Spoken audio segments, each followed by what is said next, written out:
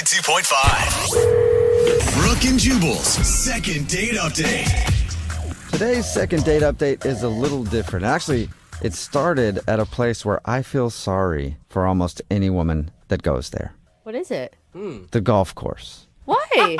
Women love golf. Well, I know they love golf, and a lot of them are very, very good at it, but there are so many dudes on a golf course that just try to hit on them nonstop, especially if you're like working the drink cart. Oh God, that's got to be the worst. Just old dudes being like, you keep this coming around every 3 holes. Here's another $20 where that came from. By the way, did I mention I'm a CEO and I'm twice your dad's age? Let's go out sometime.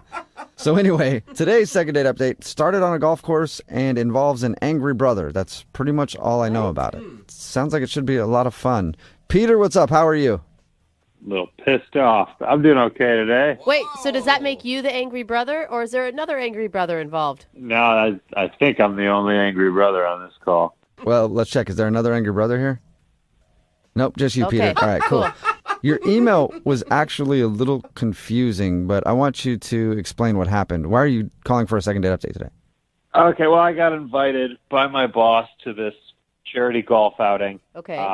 And he told me I could bring a guest because usually I play with him, and my sister's a golfer. So I brought my sister. Okay, wait, hold on. We're not calling your sister for the second date update, though, right? No, definitely don't want to date my sister. Okay, good. Things that have to be established. No. Yeah, no. So we got paired with these two guys. They work for another company. I never met them before. But these two guys, Tyler and Max, and they seem like good guys, and we were having a good time. It's like a party tournament, basically. There's shots at every hole. There's drinking competition, games, whatnot, raffle prizes, that whole thing. Okay. So it's me and my sister, and it's these two guys, Tyler and Max. Okay. And drinks start flowing. Tyler and my sister start hitting it off. The flirtation grows, and I'm thinking, what am I going to do about it? But throughout the round, it was more and more. They were distracted by each other, not even taking their shots, just giggling. And Like on like a little grassy hill somewhere making out while you guys are trying to putt? It wasn't quite like that, but it might as well have been. I mean, they weren't thinking about golf. Okay, so wait, were you angry at that point? Like, were you mad at your sister for ruining your game, or? No, I mean, it was whatever. It was fine. She was having a good time. I didn't really care. So anyway, this continued the whole round. And by the end, it was a little annoying. Not going to lie. It was like me and his friend were just these awkward guys on their date. And it wasn't even like we were playing golf. It was like, where can we get the next drink? And towards the end of the round, the last few holes, they actually rode together. We switched carts, and I was awkwardly riding with his friend. So it's almost like she was on a date, and you were on a date with somebody new, too. Cute. But that was just the beginning, because after the round, they had the raffle and the dinner and everything, and it was like she completely forgot I was even there. We were sitting at the same table, but it was like their second date at this point. And the drinks are flowing. And meanwhile, I'm her DD. I'm driving her, so I'm basically a babysitter at this point. Yeah, right. She's going home with him. She doesn't care about you, bro, okay? Yeah, well, that would have been better than what happened, because the raffle and the dinner was winding down. It was over. People were leaving, and I couldn't find my sister. Uh-huh. And, I mean, I was literally the last person in the ballroom. There was nobody. There was the people cleaning up. I don't know where my sister is, so I go out to the parking lot, and people are leaving.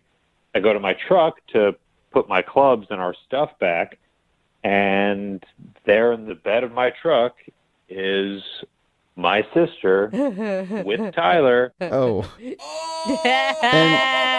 Your truck has been christened. I think the word you're looking for is tainted. But, All right. So 2 problems. 1, you got to burn your truck.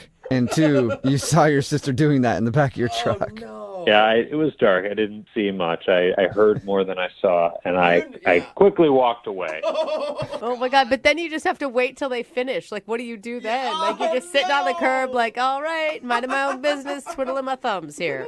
Yeah, you go on Instagram and you'd be really pissed off and you just sit there. Just sit there and scroll through your Instagram feed for about, what, how long? How long were you there? About 40 minutes. Wow, nice wow. work, sis. Yeah. Yeah, so she comes stumbling back my way, holding hands with this douche, Tyler, and they're... I like how we went from a good guy to a douche because now your truck is involved. Yeah, he walked her back, kissed her goodnight right in front of me, and then went to shake my hand. I was actually the most angry that I shook his hand.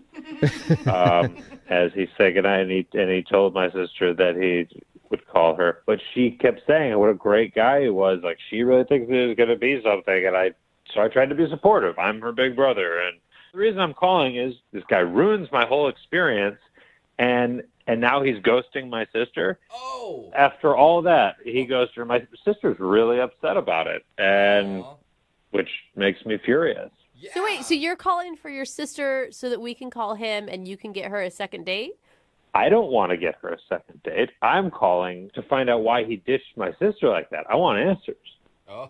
Whoa, the brother's coming in. And if it's a good reason, are you going to be like, hey, will you go out with her again? Or I mean, if there's a legitimate reason, sure. But I don't see how there could be when you just get someone's number and then you don't talk to them for 2 weeks. yeah. Well, he did more than get her number. I just want to remind you that he got more than a number. Dude. Thanks for that. Yeah. No problem. All right. Well, we'll play a song, come back, and then call him and find out why he's not calling your sister back, and maybe end up getting your sister a second date. All right. Thank you very much. You're welcome. Hang on. Moving 92.5. Brooke and Jubal in the mornings. Second date update.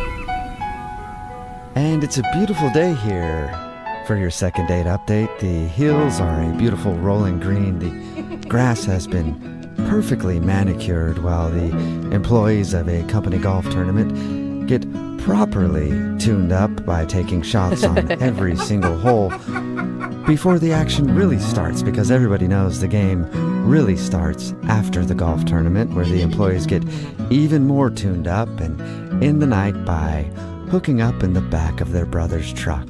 It's the Masters, a tradition unlike any other. Oh, beautiful. Brooke and Jubal in the morning. Welcome back to the second part of our second date update today.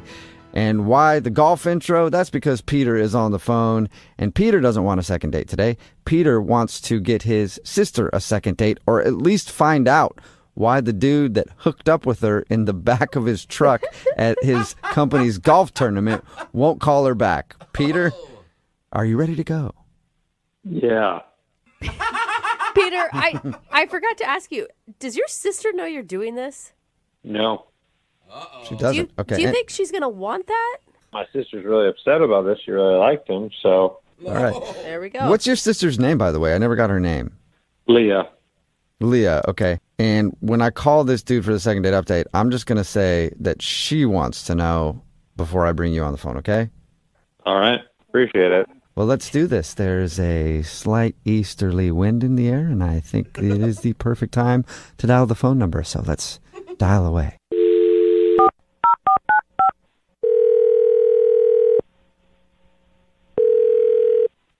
Hello? Yeah, can I speak to Tyler, please? Yeah, you're talking to him? What's up, Tyler? How are you? This is Jubal from Brooke and Jubal in the morning. What? Yeah, my name is Jubal from Brooke and Jubal in the morning. It's a radio show. Yeah, I know the show. Why are you calling? Oh, you do know the show. Do you listen a lot? Occasionally, yeah. Good. Wonderful. That is a good Occasionally review. is way more than most people do. So thank you, Tyler. I appreciate that. You're welcome, but why exactly are you calling me? Well, I'm calling you today because somebody emailed us to do a second date update with you. You mean that thing you guys do when you go on a date with somebody, but you don't call them back, and then you guys follow up? Yeah, exactly. Yeah. Wow. You are an occasional listener. Look at that. Yeah, but I haven't gone out with anybody. Well, technically that's true. Yeah, I guess you are right. This is a girl named Leah that you recently met at a golf tournament. She's wondering why you're not calling her back. But I didn't go on a date with her. Yeah. Right. But you still hung out with her. Yeah, I mean, there's that crazy golf day. But that's about it. I wouldn't call that a date. But it's still fun. Like, it sounds like you guys made a great connection. You spent most of the day together from what we know. From what I can remember. Oh. Yeah, you guys, I mean, according to the report we heard, everybody was hammered, and you guys especially were very drunk. Okay, yeah. I mean, I know I was, but I still don't understand why she's wanting to call me. I don't even know how did she get my number. What? I'm assuming you gave it to her after you gave it to her. And it sounds like you guys had quite a connection together. I mean, it seems pretty obvious to me why she'd want to go out with you again. We flirted. We had a good time. Kissed around the 16th hole, but You did a Well- little more than that. Yeah. There's a reason that you probably would have gave her your phone number. look, to be honest, I don't recall anything from that day mostly. It was like the 12th hole is like the last thing I have that I can remember. For real? Okay. Yeah, I remember 12th hole, and I remember getting home in a taxi cab. Dude, there was like a dinner, there was an auction, there was some other stuff after that. You don't remember any of that. I've been told all of that happened. Don't have any memory of it. Okay. What's the last thing that, I don't know, somebody told you about that you don't remember? So, well, my friend who took me there, the last thing he told me was that I wandered off, and he didn't see me for a while. He couldn't find me, so he went home, and then I showed up at home in a taxi. Okay. Well, then have I got news for Wow. you, Peter? Well, obviously, I gave Leah my phone number. You said that already. Yeah. You did a little bit more than that, though. I'm confused. I have no clue what you're talking about. I'm talking about hooking up with her in the back of her brother's truck. That was blunt. Sorry, I just let it slip out there What? like that. Yeah. No. Yeah. What do you mean, no? How could you have zero memory of hooking up with somebody in the bed of a truck? Well, what? You're serious? Yeah. I'm completely serious. Oh, come on, guys. That didn't happen. I would have remembered that. Well, it sounds like you don't. And I know somebody who does remember it because I think it is burned into his memory for the rest of his life, whether he wants it to be or not. His? Yeah. Her brother, Peter, who actually saw you guys doing that. And he's on the phone and wants to talk to you right now. Wait, what? Yeah. Tyler, this is Peter, Leah's brother. Hi? So awkward, dude. Oh my God. Seriously? Hi, that's all you gotta say? I'm sorry? Could you say that again without it being such a question mark? Like you don't know what you're supposed to say?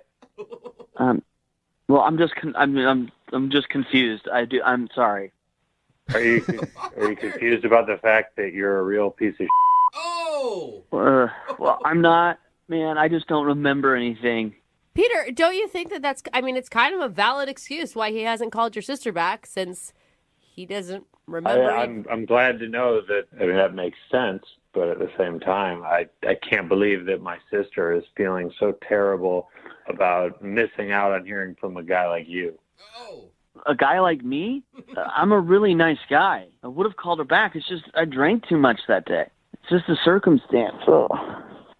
Okay, well, if you're such a good guy, then why don't you call her back now that you know? Because I think she deserves an apology. I don't even have her number. I don't even know what's going on. Wait, hasn't she tried to get a hold of you at all? Hasn't she texted you, Tyler, or called you? I'm not that I'm aware of. Not from anyone named Leah. I haven't gotten a call. You're a liar, dude. She said she's called you at least 10 times, left messages. Be a man. That's a lot of times. Oh my God, that's the number? Like, So you- I'm glad that it's I have- amusing to you, Tyler. oh my God, I saw the number. I just avoided it because I didn't recognize it. Thought it was just a bill collector. I'm not going to check my messages if I think they're just trying to get money or sell me something. Okay, well, now that you know whose number it is, I'd appreciate if you'd call my sister and apologize.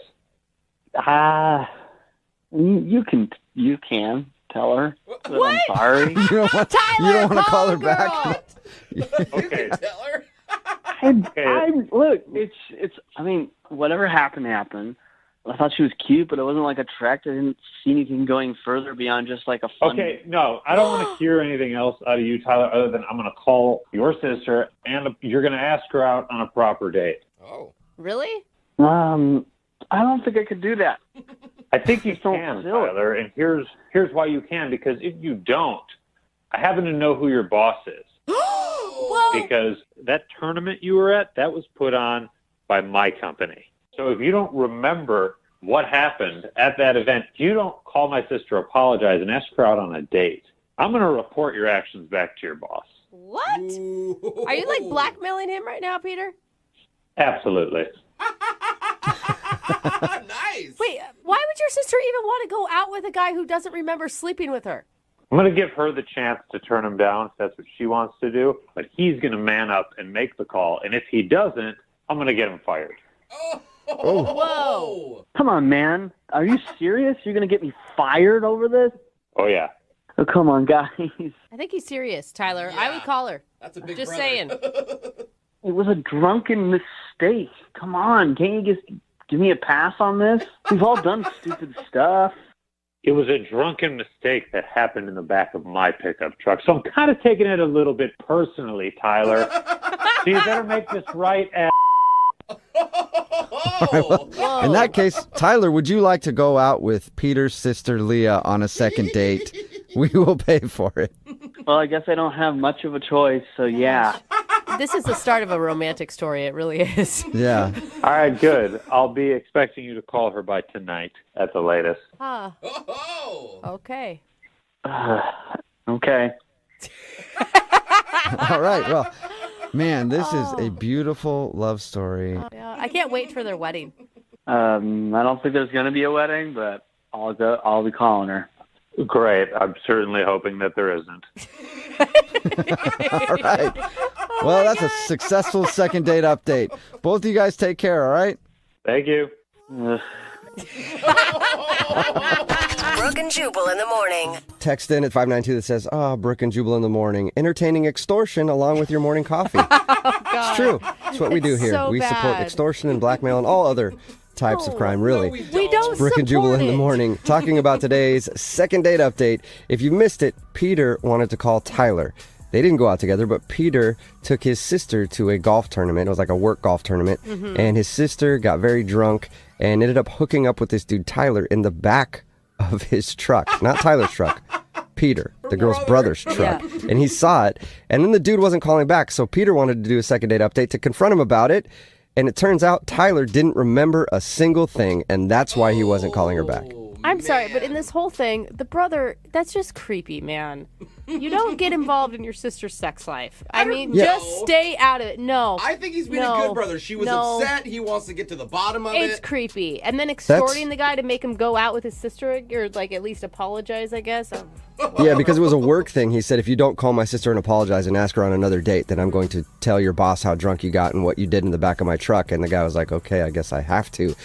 And yeah, I think it's kind of weird, but a lot of people texting in at 78592 say that guy is the best brother ever. I mean, dude, no. It's good unless they like fall in love, because then at the wedding you're like, do they really love each other, or does he still just want to keep his job? Yeah, is he just still scared Yeah. of the brother? Or if they get married, you have the worst brother-in-law ever. I mean, he's Yeah. going to be involved in every single thing that you Yeah, do. true. Remember, if you want a second date update, all you have to do is email the show and we will call the person who didn't call you back.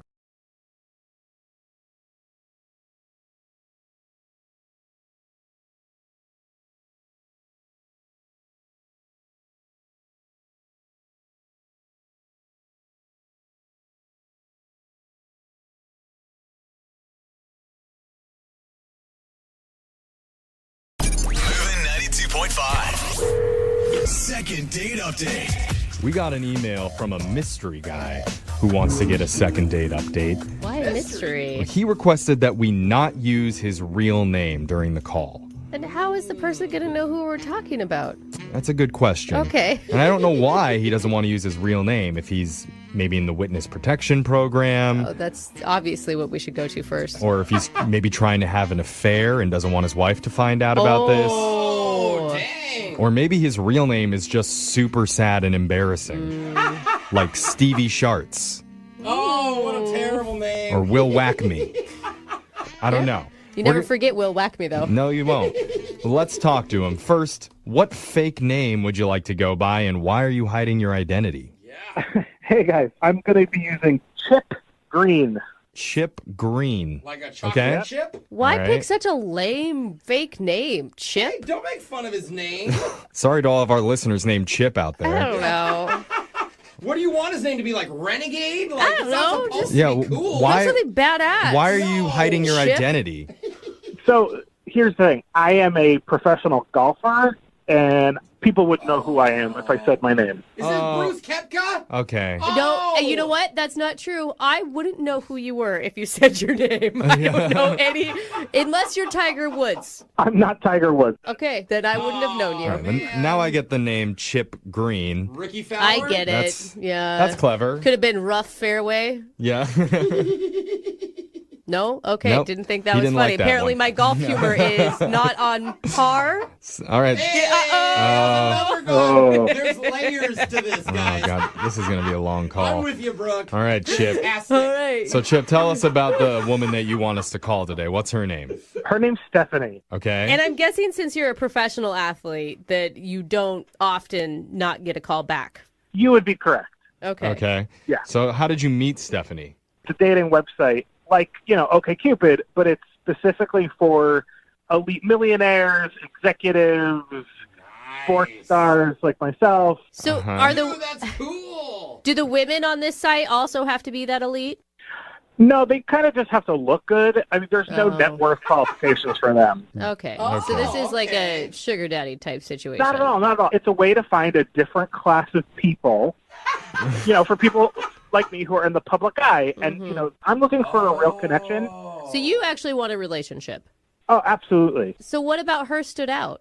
She was, probably the most beautiful woman I've ever seen. She was stunning. She was gorgeous. Yeah, do you have any more adjectives for how attractive she was? Yeah, well, no, it's a dating site, so, looks are the first thing I noticed. Then I read her profile, and she seemed funny and smart. She has a college education, and she has her own job. So she's basically checking all your boxes before you even met her. Oh, yeah, absolutely. And so what were you feeling when you're going into this date? Are you nervous? Oh, yeah, I was definitely nervous because I was like, I don't want to blow this. Are you more nervous going into this date or doing the 18th hole where you're going to win the tournament? You know what? The date, because I know that I'm probably going to make that shot. Oh, You've been okay. practicing Okay. your Yeah. whole life. Yeah, So- you're a pro. Okay. FedEx Cup, no big deal. What did you guys decide to do for the date? So she had said that she is not easily impressed. So I rented a helicopter. Oh, damn. Dang. I picked her up in the helicopter, flew us out, get into a Rolls Royce that I rented. Oh, my Dang. God. He's going to get some dinner Yeah. in the helicopter. Why did I never date a really rich superstar? Like, what is my problem? But it gets better. Drive the Rolls Royce, beautiful scenery. We're talking, get to like a harbor, like a yacht club. Oh, of course, yes. It's not a boat, it's a yacht. Mm-hmm. So we have like first class dining experience on this boat. Uh-huh. I mean, what is the vibe like between you two through all of this? I think it's pretty good. Okay. Like we were having this expensive date, but it was talking about real stuff. Okay. But this is the part where I think she was really impressed. So, we're talking about like hobbies, and I said, I love my dogs, all that sort of thing. But I recently started collecting diamonds. Oh, wait a minute. There's Get off the phone. Get off the phone. You You're stop kidding it. me. I'm a professional golfer who collects diamonds. We talked What? about some really down-to-earth stuff. No, listen, it's a serious thing. And then what? What happened? Well, we had dessert, and then I had paid for a fireworks show over the harbor. Oh, my gosh, bro. Oh, dude. Dang, dude. How are you going to ever come back on your second date and up this at all? Well, that's the thing. I can't even get a second date with her, so I can't even try at this point. Okay, well, so, how did this all end for you? How did the evening end after the fireworks were done? So, the evening was winding down, and I told her, I said, I've got this whole yacht for the whole weekend. No pressure. If you want to stay the night, you can. You can have your own cabin. We don't have to sleep in the same bed. But, no pressure. So cool. She said no, that she had stuff to do the next day. So I drove her back to the helicopter.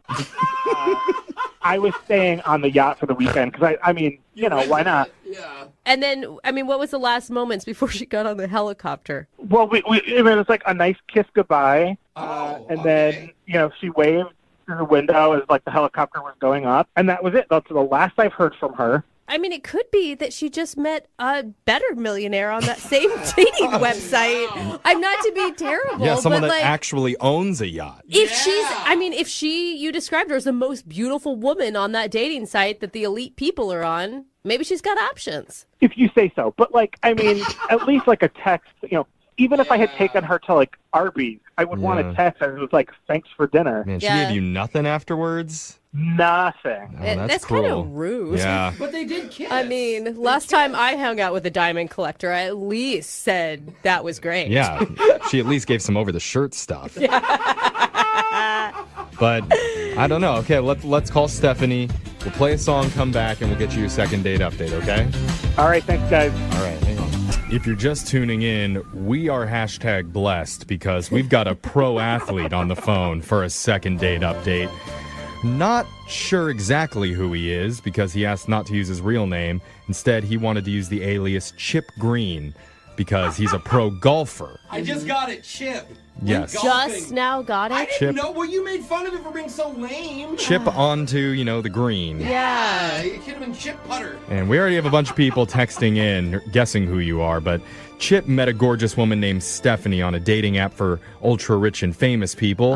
He took her on a date that would honestly put The Bachelor to shame. Yeah. He rented a helicopter, which flew them to a Rolls Royce that he'd rented, which drove them to a private yacht where they enjoyed a catered dinner, cooked by, I assume, celebrity chef Bobby Flay.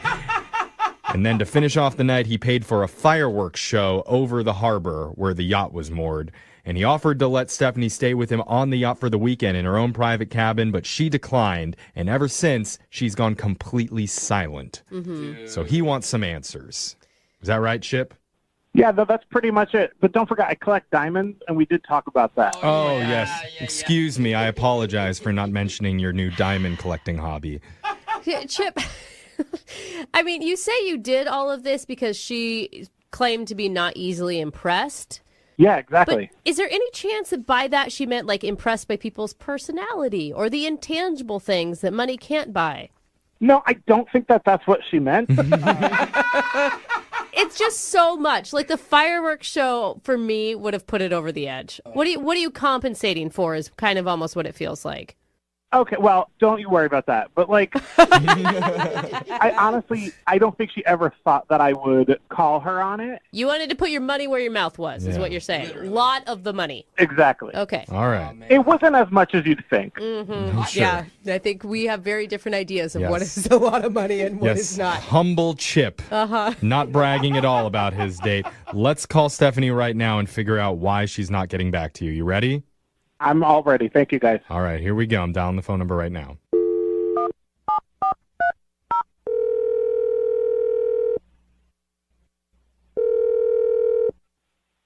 Hello. Hi, can I speak to Stephanie, please? This is she. Who's calling? This is the radio show Brooke and Jeffrey in the Morning. We're doing something called a second date update. Have you ever heard of that before? I've heard of it. Okay. It's a positive. That's cool. Something. You've got the ears that have heard the things. Yeah. And so if you're not familiar with it, though, the way it works is if you go out on a date with someone and afterwards they're not calling you back, you can reach out to our show and we'll get a hold of them for you to try and figure out the reason why. I haven't gone out on a date with anyone who hasn't called me back. Yeah. Well, no, see, you're the person who's not calling back after the date. And they're wanting to go out with you again, but you're not touching base at all with them. You've ghosted them. I would tell you the name of the guy who's calling, but I don't know his name. Oh, that's right. It doesn't help. He's going by an alias. Yeah. That seems kind of sketchy. Well, It is. he's trying to protect his image because he's sort of in the spotlight a lot. He's a pro golfer. He's a pro golfer. Oh. I don't know if I want to talk about this on the radio. What? We're talking about the date, right? Like the helicopter, Rolls-Royce, yacht, fireworks date. Yep. I know exactly who you're talking about. Oh. Dude, he said that you didn't even text him back a thank you. Nope, I did not. Wow, that's brutal. Yeah, why would you be so cold to him after he went all out for you with this? I mean, he must have spent thousands and thousands of dollars on this date. Okay, so Stephanie, this was my theory, okay? I mean, because he told us that the reason he did all that was because you said you weren't very easily impressed. I mean, that had to impress you, right? Yeah, it was impressive. Was it too much? Because the fireworks show would have put me over the edge. That was a little bit too much. I mean, it was pretty, but it kind of felt like he was overcompensating. Okay. I mean, we're just hoping to get some answers for the guy because he says he really likes you and he thought that you guys had a strong connection and you're giving him nothing after the date ended. Well, there's a reason for that. What would that be? This is going to be embarrassing for him. I mean, he already knows that when he calls into our show asking for help. You basically sign up with the acknowledgement that you might hear something you don't want to hear. It's kind of like the terms and conditions of doing this. Yeah. But also, like, we're using his fake name. We don't even know who this guy is. Yeah. Well, I don't either, What do you mean? except I know who he's not. Okay. Okay, explain. Okay, so you know about this website where we met through. Yeah, we're like the rich, elite, famous, super wealthy people date. Right. So I've dated another pro golfer, and after the date, I texted my ex, who I'm still friends with, because I just wanted some background on this guy, because he just didn't fit the profile of golfers I've hung out with before. Something felt off. Okay. And so my ex said he would look into him, and he texted me back 15 minutes later, and he was like, this guy doesn't exist. And I was like, what do you mean? And he said, he's just not a golfer. He's not in the league or whatever it is. I don't really care about sports. So wait. It's the tour, but He was lying about being a pro golfer? I mean, because that was his whole shtick to us, was that he couldn't tell us his name because people would know him as a professional golfer. yeah. Right. He can't tell you his name because nobody will know him as a professional golfer. Whoa. But how would he have all that money? Yeah. I don't know how he has that money, but I've already reported him to the website. I emailed and was like, this guy's a scam artist and you guys need to vet your clients more thoroughly. Wow. Well, geez, I don't know what to say anymore other than to tell you that he's been on the other line listening and he wants to talk to you. Are you guys serious? Sorry. Yeah, I'm sorry about that. I mean, I went no contact with him for a reason. Well, don't you want to know why he's lying or where he got all this stuff from? No, I'd be dying I don't to ever know. want to talk to him again. Well, it's a little bit too late for that. Chip's there, I Well, think. that's really cute, you guys. Chip. Hey, Stephanie. What's up, creep? Oh. All right. It's actually Chip. You mispronounced that one. Just like real quick, guys, right off the bat, I just want to say to you, Stephanie, I didn't lie about anything. What? So you are a pro golfer. You want to find some pictures of yourself playing golf and text them to these radio people? Because nobody else can find any. Well, I'll tell you, you're never going to hear back from the website because they did vet me and they know my net worth. Oh, my God. Okay. So wait, hold this on. is all confusing, man. You got to explain. Apparently, the other golfers on the tour don't know who you are. Can you just give up the lie? Nobody's buying this. Okay, listen, I am a pro golfer, but it's mini golf that I'm a professional at. What? Oh, you're a pro mini golfer? I wasn't lying. I tour constantly, and I make a really good living. Wow. Oh, my God. Oh, wow. My goodness. I don't know what to say. Well, Stephanie, how you feeling? I feel exactly the same way I did before you guys called. I just don't want to go out with him again. But I mean, he's right, though. I will say he wasn't lying. He's actually I mean, I didn't know that professional mini golf existed, but... Okay, so I used to say that I was a pro mini golfer on my website profile, and people thought it was a joke. So I said, well, maybe you'll just change it to pro golfer and see. And all of a sudden now you're like, oh, a pro golfer. oh. It was my paycheck. That's what you were interested in. You have to be wealthy on both ends to get on this site, asshole. Oh. Stop trying to, pull yourself out of this by your tiny little... Oh. That whole stereotype about mini golfers having small is totally untrue. And you're just You're just a shrew. I guess I'll never find out. So do we ask still? I don't know. I feel like maybe we should. This is the right time. Stephanie, at this point, we'd like to offer you a second date with Chip, the mini golfer, not the pro real golfer. Would you like to go out with him? We'll pay for it. No, thank you. Oh, shocking. Are you sure? I didn't see that coming. You could lock down that pro mini golf I'm money. really, really, really sure, you guys. I'm done here. You know what? Before you guys asked, I was done with her. Oh. She lost out on a mini golf pro. She lost out. Too bad for her. Chip, God. you'll find a woman that loves mini golf just as much as you do. Don't be ashamed of what you do for a living, man. Yeah. Yeah, you know what? You are absolutely right. Yeah. You bogeyed this date, but the next one, you're going to get an eagle, I promise. Do you still use those terms in mini golf? Yes, you do. Okay. Right? Right, Chip? Well, you don't have it quite right, but, you know. Okay. I mean, who cares? Moving 92.5. Need LASIK? Trust the experienced team at the LASIK Center at Evergreen Eye Center. No glasses, no contacts, no limits. What will you do? LASIK at evergreen.com. Moving 92.5. Brooke and Jubal's second date update. Today's second dater, her name is Allie, sent us an email saying that she thinks she scared the dude she went out with on their first date. She didn't go into much detail, but I'm guessing maybe she was too aggressive, maybe not aggressive enough, and he was like, oh, she's not interested. Or perhaps she did the scariest thing of all, and she wanted to, like, talk and stuff. Oh. Not that. Oh, no. I know. God, like, find out about each other and, like, ask questions. Oh. Yeah, I could barely get the words out. It's frightening stuff on a first date. So I hope that didn't happen, but let's talk to her and see. Allie, welcome to the show. How you doing? Good. How about yourself? See, already with the talking. Yep. I knew it. Jubal's got goosebumps. He's about ready to hang up. All right, Allie, your email said that you scared the guy. Before we get into that, what's his name? His name's Anthony. Anthony, all right. And where did you meet Anthony? We met on our morning commute to work on the bus. Oh, that's kind of the cute. Bus. Okay, scary. Oh my gosh, Jubal. A lot of really normal people take the bus to work. Yeah. Mm-hmm. Never met one. You've never been on a bus, I don't think. All right, Allie, how'd you guys meet on the bus? Well, he's a really nice guy, but he's very shy. Mm-hmm. So it took us probably riding the bus for about 6 months together before he finally talked to me. So he asked me out.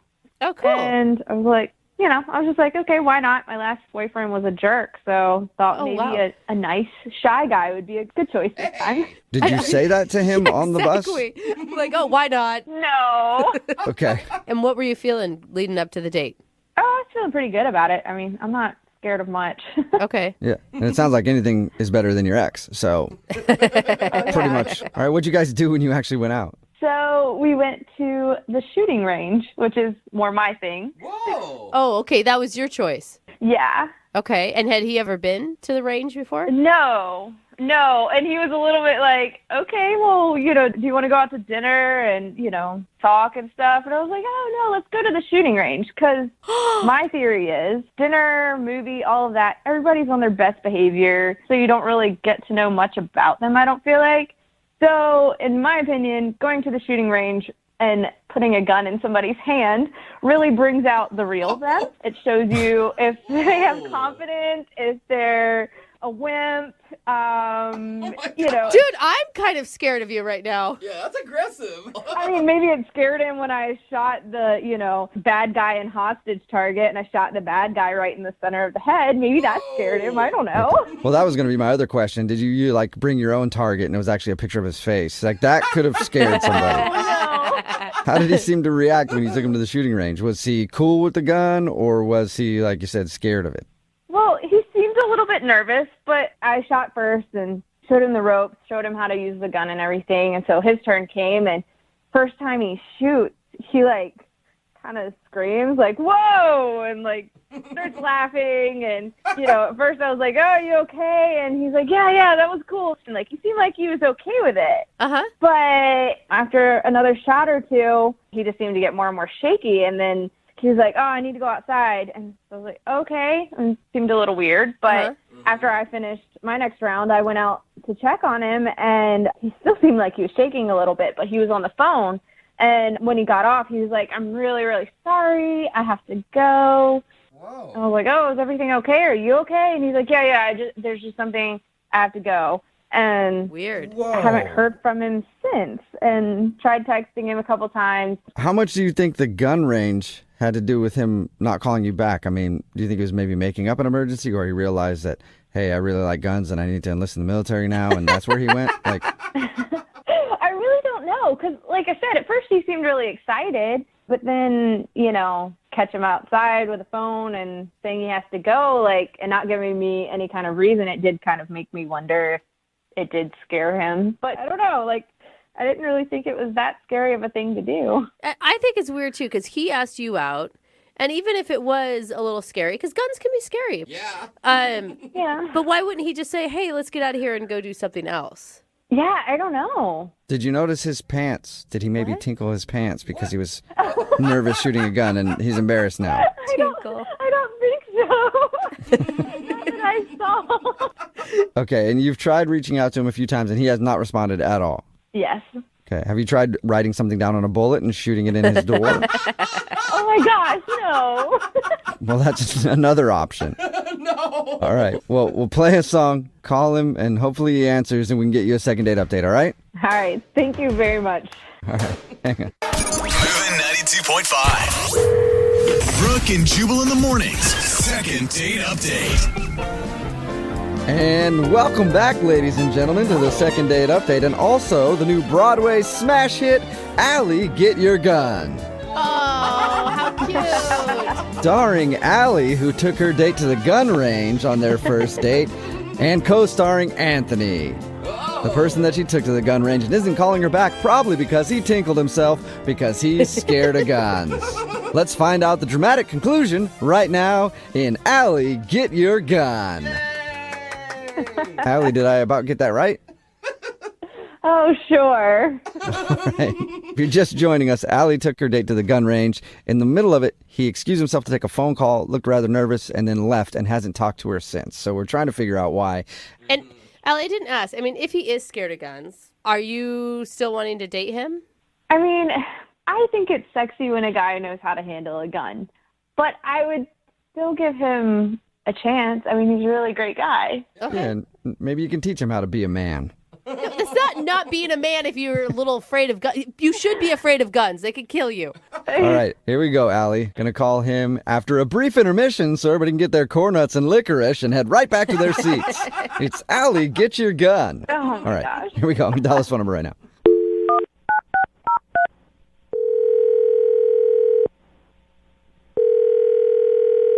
Hello? Hi, can I speak to Anthony? Yeah, this is Anthony.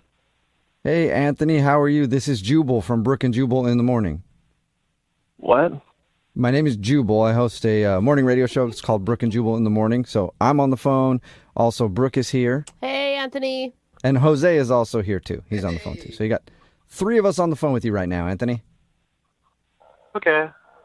Okay. What is this about? Well, we actually got an email from one of our listeners who was trying to get in contact with you. What is this? I'm confused. I'm sorry.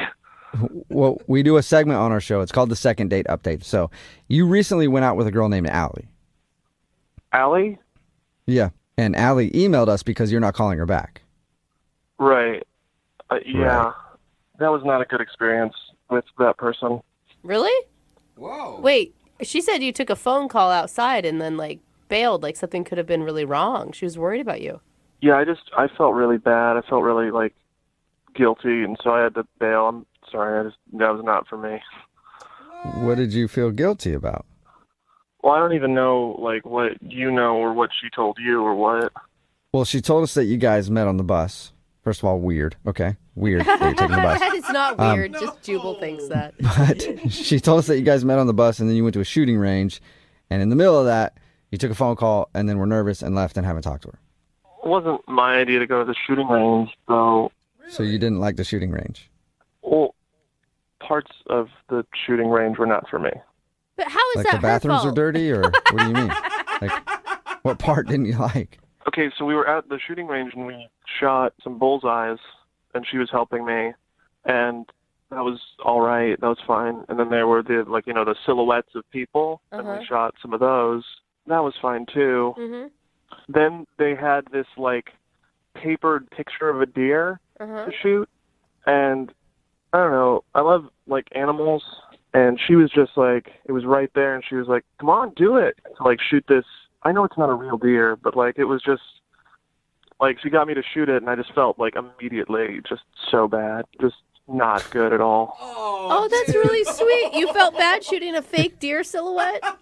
It wasn't a silhouette. It was a picture. It was looking at me. I could see its eyes.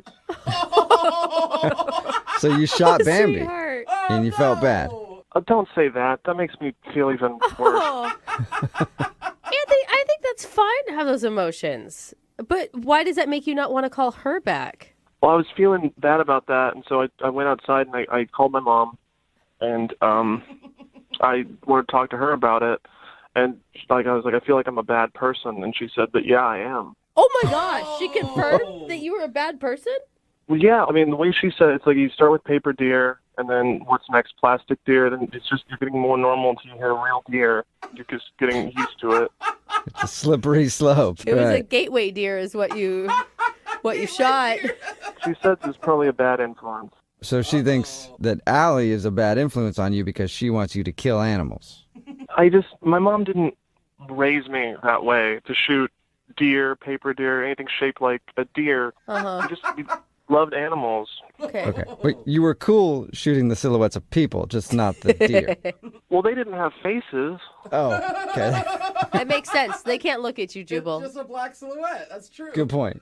Honestly, maybe it's just the way I was raised, but I think shooting a deer would hurt me more than shooting a person. Okay. Why didn't you just tell her that? Well, she was so into it. She was excited. I came back. She'd shot the deer more. That must have been just horrible for you. She just couldn't stop shooting the deer. She was really into it. Oh, my God. Well, Anthony, I do need to let you know that Allie is actually on the other line right now, so it's a perfect opportunity for you to confront the paper deer murderer. She's on the phone? Hi, right Anthony. Now? Oh. Why didn't you tell me she was on the phone? I'm sorry, Anthony. Short memory. I forgot that she was there. So, yeah, she's there and wants to talk to you. Yeah. Hey, why didn't you just tell me? I don't know. I didn't even know that I'd have to talk to you again. I didn't think this would happen. Well, yeah, I mean, but it's healthy to talk things out, if I'd known that the animal thing was really going to upset you, we didn't have to shoot that. We could have stuck with bullseyes the whole time. I mean, I just didn't know that. Or people. He was fine with people. I don't know. How was I supposed to tell you that? Was I going to call you and tell you that I had a hard time shooting the paper deer? Yeah, I mean, I guess I could see that being awkward. I think the hardest part of that conversation would have been saying, I had a hard time shooting the paper deer, and then I had to call my mom about it. It's funny. I mean, it's just a paper deer. It's not even like you shot the real thing. I mean, come on. It's not a big deal. It is a big deal. It had eyes. It could see me. And you know what? I mean, no matter what your mom says, I'm not a bad influence on you. I'm helping toughen you up. Don't talk about my mom, okay? You don't know what my mom knows. So, did Mommy help you get over everything after you got back from the shooting range?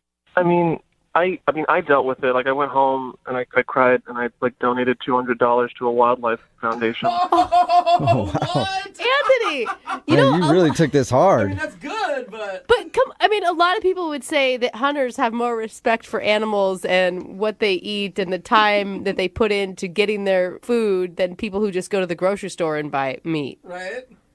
Yeah, but then they shoot them. Right, that's the whole point of hunting. I guess now would be a bad time to say that, I grew up hunting and I have antlers mounted on my wall. Oh, no. Oh, that's not good. You should take those down. But it's not a big deal. I mean, I really just can't believe you're serious that this is really happening. But you've killed them. I mean, yes, I killed them, but I ate their meat, so their life didn't go to waste.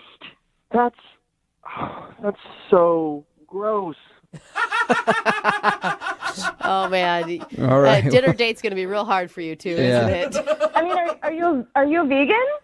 I'll eat like chicken and fish, but I won't eat like bear meat or forest meat with a face. Forest meat. Oh my Anthony, God. you know that they get chicken and fish with a shotgun, right? They stand outside of the water. And... No, the way they do it is a lot more cruel. Stop talking about this, please. Well, how about you guys go talk about it in person and go on another date? Anthony, would you like to go out with Allie again? We'll pay for it. I'll eat a steak. Oh wow. I don't appreciate the laughter, and I don't appreciate the offer. I don't want a steak, especially when I'm with someone who might have killed the steak. So is that a no, Anthony? It is a firm no. Yeah. Oh, man. Well, Allie, I'm sorry. You did not get a second date out of the deal. I'm not. I mean, this was way more entertaining than our first date, and I really like to keep eating meat, so I'm totally okay with this. Okay. All right. Anthony, thank you for your time, man. Hopefully, after some counseling and stuff like that, you'll be able to get over shooting that paper deer. I mean, it's going to be hard to forget, like it's stuck in my memory, but, I mean, I just have to find somebody who believes the same things I do. I think you already found her. I think her name is Mom. So I think you're good. Brooke and Jubal in the morning. Got a text in at 78592. It says, poor guy, he has PTSD from watching Bambi. Can't you hear that? It's Brooke and Jubal in the morning talking about today's second date update. If you missed it, Allie wanted to call this dude Anthony. They went to a gun range together. It was her idea. She likes to shoot. He had never done it before, and he split in the middle of it. He got a phone call, said he had to leave. It turns out, when we got him on the phone, that he was uncomfortable because they were shooting the normal targets, and then a deer target came up, and he shot at it. He felt really bad, so he called his mom, and his mom told him that he was a bad person because he was shooting at a deer target. And then he left, and he just feels horrible about the whole thing because he shot at a deer. But not a real deer. It wouldn't be that big of a deal to me if, he didn't feel comfortable shooting whatever. That's fine. But calling your mom, that's where I draw the line. Like, come on, buddy. Yeah, on a first date to call your mom and go, Mommy, guess what just happened? I shot at a deer, a picture of a deer. Am I bad? And she's like, yeah, you're bad. Get home. You're getting a spanking right now. She's like, I don't want you hanging out with that kind of person. Right. Yeah. You're an adult, man. Yeah. Of course. Every single dude who owns a gun is texting in right now I'll take her to the shooting range. I'm not afraid to be a real man. She needs to stop dating mama's boys. Yeah, it's that, or it's a lot of people making jokes about how she dodged a bullet. Yeah, a lot of dodge a bullet jokes. Thank you for those. Keep them coming because I'm enjoying reading them. All right. Remember, if you want to do a second date update, all you have to do is email the show, and we will call the person who didn't call you back. Moving 92.5.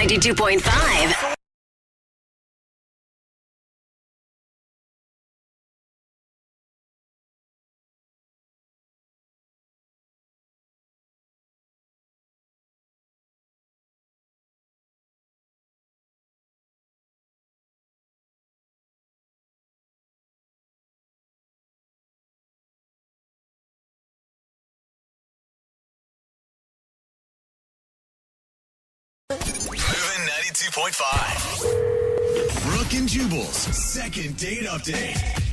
I'm going to start today's second date update by saying 3 words. Welcome back, Guru. Yo, what is going on over there? Not much. If you don't know who Guru is, this is his 7th second date update. He's done 6 before. He's actually had one girl agree to go out with him again. Let's go over some of the highlights from your dates. You took a girl on a Costco date that ended with her jumping from a pedicab, if I remember correctly. There was the other girl the last time you called. You showed up at her house with groceries ready to make her kebabs, but she didn't know that you were coming over. That's the problem with that one. And you referred to them as skin kebabs. Yeah, it's good to hear from you again. How have you been, man? It's been a long time. I miss you. I miss you, man. I miss everybody there. And it's great to hear your voices. It's like sunshine in my ears. I'm sorry I've been out of touch. I've been working on a book. I put the other ones down. Okay, what happened to the other one that you were working on? I just felt a new need arose. The working title Seattle's guide to the best free restrooms. Free restrooms. Free restrooms. No, you know what? pretty good. That is handy, actually, Guru, because, look, as a guy who probably has to go to the bathroom a lot in public places because I have to urinate like every 5 seconds, there's a lot of places that kick you out if you're not a customer, and I don't appreciate that. Yeah, because, well, you know, whether I bought something or not, you know, I'm still in your space, and I've got a need like all the customers. Yeah, They're throwing things up. They're throwing things up, and I got to empty something, but... You know, we're all in it together. Yeah, we are all in this together. It's really great to hear from you. We just get emails from you from time to time, and apparently you have another girl that you want us to call. Now, you're sure you want to do a second date update with us again? This will be your 7th one. I stopped calling them dates, Jubal. I've been calling them explorations. Lately. Explorations? Hey. Wow. No, it's a good thing to call it because you guys are exploring each other. I get it. Yeah, that's why it takes a minute to get used to, but then you'll see it makes a lot of sense. All right. Tell us a little bit about the girl that you went out on a date with. An exploration. Sorry, exploration. Yeah. Well, I met Vicky at the post office and was in front of me. And she got up to the window and she ordered forever stamps. I love those things. Yeah, do I have to say it again? Forever. So, Guru, it sounds like you heard the term forever and you took that as a sign to talk to her. You're talking finance or commerce. I'm talking emotionally. Yeah, all right. Okay, So she ordered forever stamps, and that's how you feel about her. That's how I felt about it. The light bulb went off. A sun-sized light bulb went off. And I was thinking forever. It's all I could think of. It's all Guru, just like a marble in my brain going around forever. And then I stepped up, and then she was sending something priority. And I thought, Guru could make this girl priority. This could be it. It's all working out for you signs here. are there. Sometimes the stars align, you know what I mean? And you're just in the post office, and then the girl next to you happens to be the one, and you just have to listen. This is what I try to tell people. You don't know when it's going to hit you. Yeah. That's what I'm saying, man. Stars align all the time. So how'd you talk to this girl? You said her name was Vicky? Vicky. So Vicky and Guru stepped outside. And Guru looked her dead in the eyes with forever stamps going around like the wheel on a slot machine. Just forever stamps.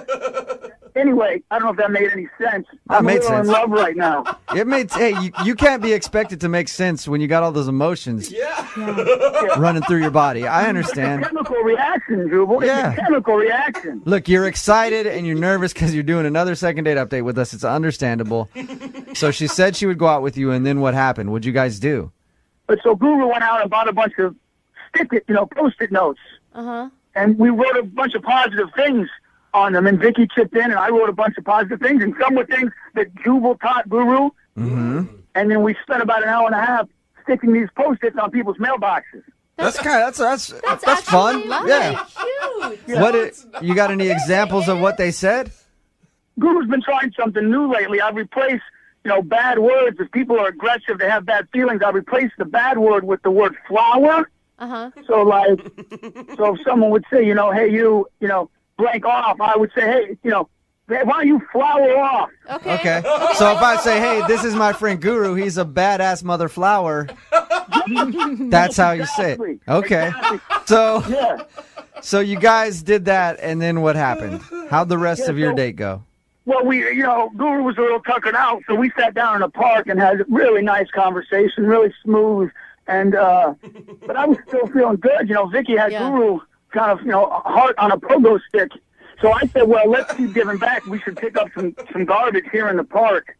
Oh. And then she remembered she had some cats. She had to go home and feed her cats. Uh-huh. So Guru suggested he could help, but she said the cats are sick, and it's a specific thing Guru couldn't help. Yeah. Okay. So, What was her favorite part of the date, you think, Guru? well, I think probably when Vicky tried to come up with one of the Post-it notes herself, and she said it was hard for her, and I think she really enjoyed the time it took to think, and think about how to give back to people. Yeah, it's good. And you gave her an exercise in thinking about other people rather than herself. I appreciate that. Selfless. So, and I think Vicky did too, even though it seemed hard for her. But that sometimes the toughest nut is the most delicious one inside once you've cracked it. I agree. Now, when she left, did you guys kiss, hug, any of that kind of physical contact? Well, we put our bodies together for a second. It was You really hugged. brief. All right. Yeah, kind of a hug. Yeah. Now, how many times have you tried to get a hold of her since your date? Well, I've called her a lot. It's been a week, and Guru's called a lot, but I can only check my phone sometimes. So Right. Well, I know. She may have called. I'm sure she has. Okay. Well, that could be it. It could just be a miscommunication. You guys could be the Lewis and Clark on this exploration of love. Yes, we could. There you go. Mm-hmm. That's what Guru thinks. I'm sure she's tried because she knows I'm concerned about her. So Okay. I just like to know she's okay, and then I'd like to, explore her some more. All right. Well, you know how it works, Guru. I'm going to play a song, and then we're going to come back, and you're going to do your second exploration update. I don't want to call it a date because we got to call it an exploration, right? Okay. Remember, winners aren't quitters. And where does it start, Guru? Where does it start? It starts in the heart. It starts at the heart. And we're at your heart again, and we're going to come back, see if we can get her on the phone and get your second date update, okay? Let's do it. All right. Do it. Hang on for me, man. Moving 92.5. Brooke and Special Jubal treat in the for morning. everybody. Second date update. Guru is on the phone with us. He's a second date all-star. This will be his 7th Holy cow. second date update. Now, if you don't know who Guru is, he's a very passionate guy with a lot of energy, some of it misguided. Basically, you have to really understand Guru to get Guru. Now, we understand you here, Guru. I'm hoping that the I know girl... you do, Jubal. I know we get Guru and Jubal have brain share going on, and I hope. I feel like sometimes at night, Guru, I lay in bed before I go to sleep, and I feel like you're thinking about the same thing that I'm thinking about. That's how close we are. Are we sure there shouldn't be a second date update for you two? We are. Everybody knows we have a thing going Okay. on. Okay, Guru and I. So I'm hoping, though, that Vicky understands you like we do and like our listeners do, because our listeners love you, Guru, and they want to see you find a girl that will go out with you and you can spend some time with, because you fall for girls quickly. You know that. Guru loves them, I want to say first, and I hope we all find that forever stamp in our lives. Mm-hmm. And I do fall quick, and I don't think that's a fault, and I'm sorry, but I want to apologize for it, Jubal. I do fall quick. Yeah. Guru's got a soft heart. The thing that's good about you, Guru, is you are who you are, and you don't apologize for that, and I appreciate that. Thanks, Jubal. I think it's the only way to live as far as I can see it. That's how I was raised. That's what I believe in. So. Okay. All right, we're going to call Vicky right now. Just to remind everybody, you met Vicky at the post office.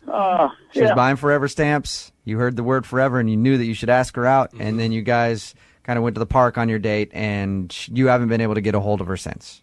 Yeah, that's about right. Okay. All right, well, I'm going to call her right now, see if we can get her on the phone, and then ask her why she's not getting back to you, okay? Okay. All right, here we go. Uh, Remember what I said? Winners aren't What? quitters, are they? Winners aren't quitters. All right, Guru.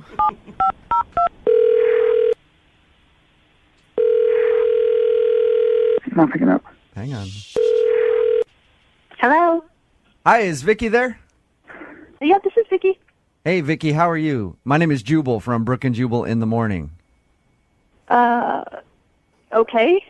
Have you listened to us before? No, sorry. That's all right. I forgive you. I'm calling you because you recently went out on a date with a listener of ours, and he asked us to get a hold of you. Okay. His name is Guru. Oh, okay. He's a very outgoing, passionate dude. He went out with you a little while ago, emailed us because he hasn't been hearing back from you. Would love to take you on a second date. Did you like Guru? How was your date with Guru? Guru is a really nice guy. He's super interesting. Isn't he? He's an interesting guy. That's a good way, and I think he would take that as a compliment if you called him interesting. Yeah, he's very interesting, and he's very, very, kind. He's a very kind person. What was it like to go out with Guru? It's unique, I think. It's a word for it. I mean, I knew it was kind of strange. Right when he asked me out, we were at a post office, and then after I'd agreed to go out with him, he said he couldn't text me, and then he ran back inside the post office and got a pen and came back out, and he wrote a time on his hand and showed it to me and said, "Meet me back here in 48 hours." What? So he wrote the time actually on his hand and said, "Meet me back here at this time," and that was it. He didn't tell us that part about writing it on his hand. We talked to him a little bit about your date.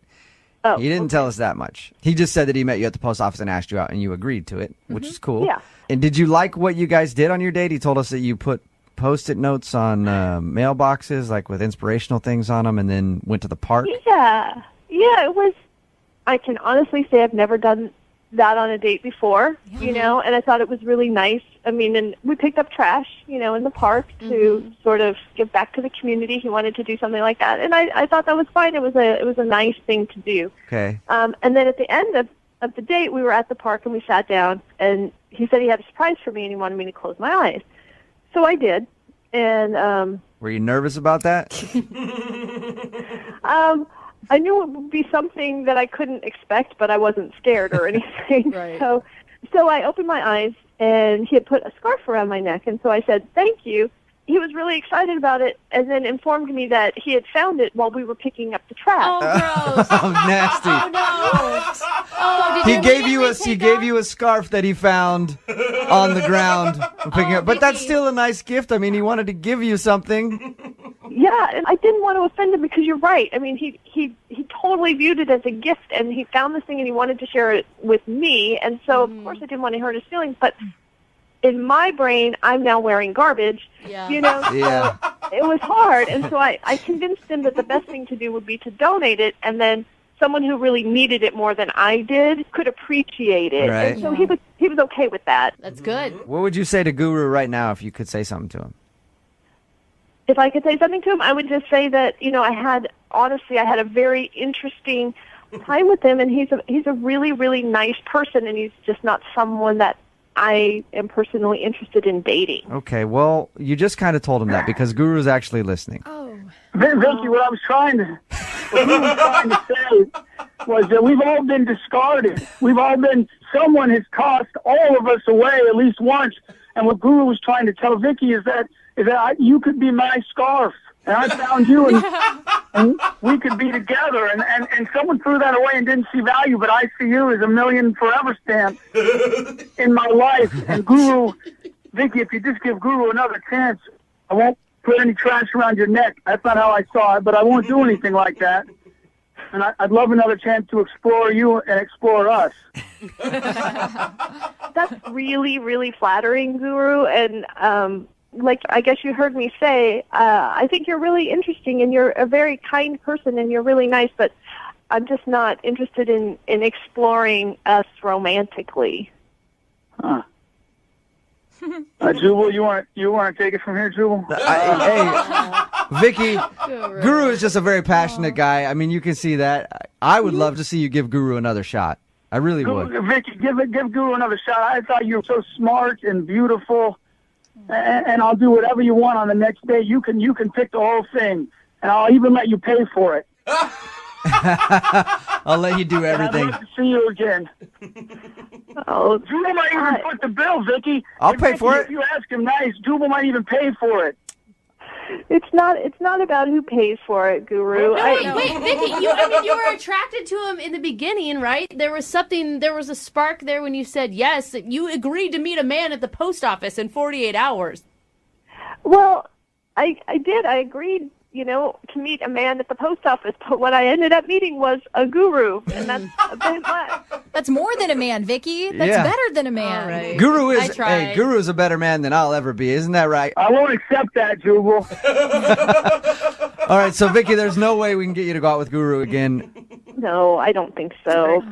No, not at all. We gotta let her go. No. Jubal, I think we gotta let her go, Jubal. I'm sorry, no second date for you today, okay? That's all right, Jubal. That's all right, because you know what? I got you guys. Yeah. I got you guys, and we got this whole beautiful city to explore, and there's love out there somewhere, and I hope everybody finds it. That's right, man. Amen. And don't be a stranger. Like, it's been too long since we've heard from you. Yeah. Yeah, I won't be. I'm sorry about that. I've just been busy with this book, and maybe if the listeners have ideas about a title for it, they can send it in. And Brooke, I'm going to figure out your address soon and send that baby present. Okay, you can always just bring it to my work address. That might be better, Guru. Okay, we'll get them next time, Jubal. We'll get them next time. We'll talk to you later, buddy. Talk to you next time. All right. Bye, guys. Brooke and Jubal in the morning.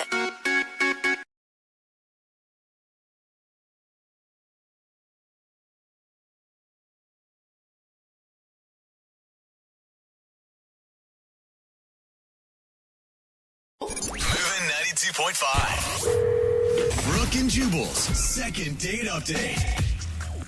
If you're a fan of the second date updates, you know I always ask this question in the first part of the second date update. I always say, is there anything that you can think of that went wrong on the date? Most people can't think of anything, but the guy who emailed us today knows exactly what went wrong on his first date.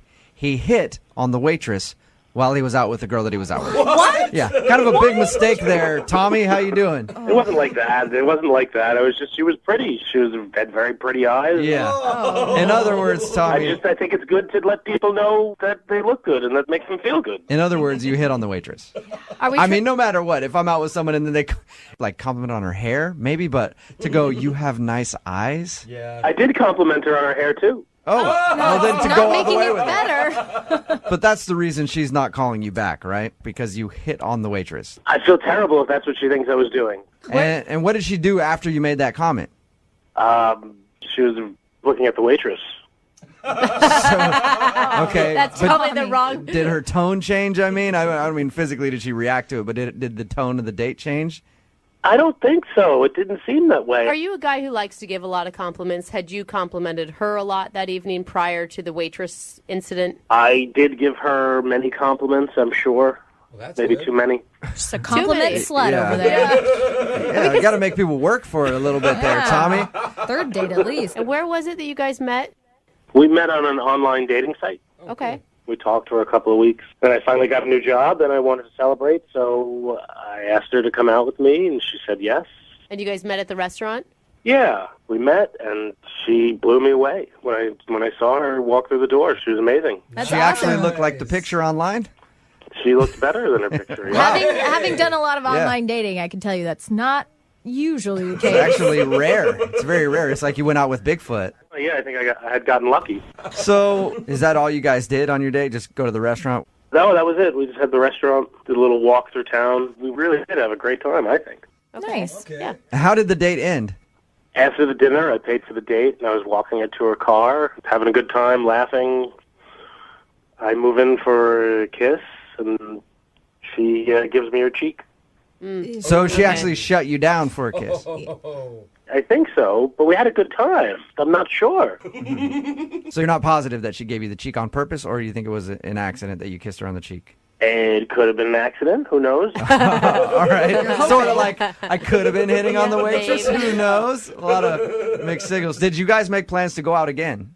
I was hoping that was what was going to happen. I told her that I would contact her, and I tried a couple of times, sent her a text, gave her a call, and haven't heard back from her. And you're being totally transparent with us about the waitress situation. You didn't, like, grab her number on the side at some point. No. Come on, no, I wouldn't do that. It was just an innocent, you have nice eyes comment.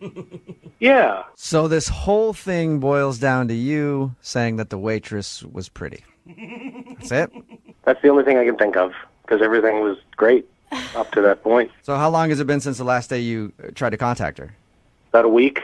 All right. So that's why I emailed you guys, and I figured maybe you guys could help me out. Yeah, for sure. All right, we'll play a song, come back, call her, and get your second date update, okay? Sounds good. Moving 92.5. Brooke and Jubal in the mornings. Second date update. Tommy is on the phone with us, and today he wants us to call a girl named Laura. They met online, went out for dinner. The thing that he thinks went wrong during dinner is that he complimented the waitress.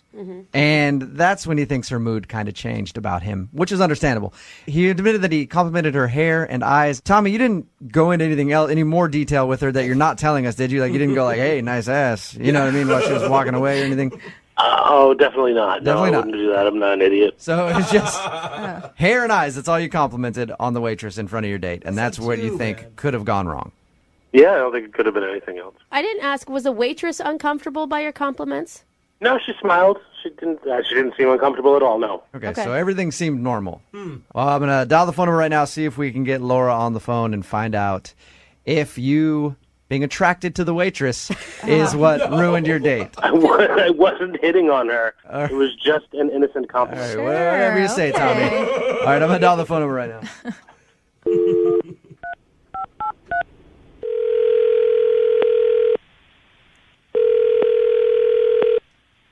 Hello? Hi, can I speak to Laura, please? Yeah, this is she. Hey, Laura, how are you? This is Jubal from Brooke and Jubal in the morning. Are you guys calling me from the radio? Yes, we are. Hey, Laura. Hey. Any idea why I'm calling you?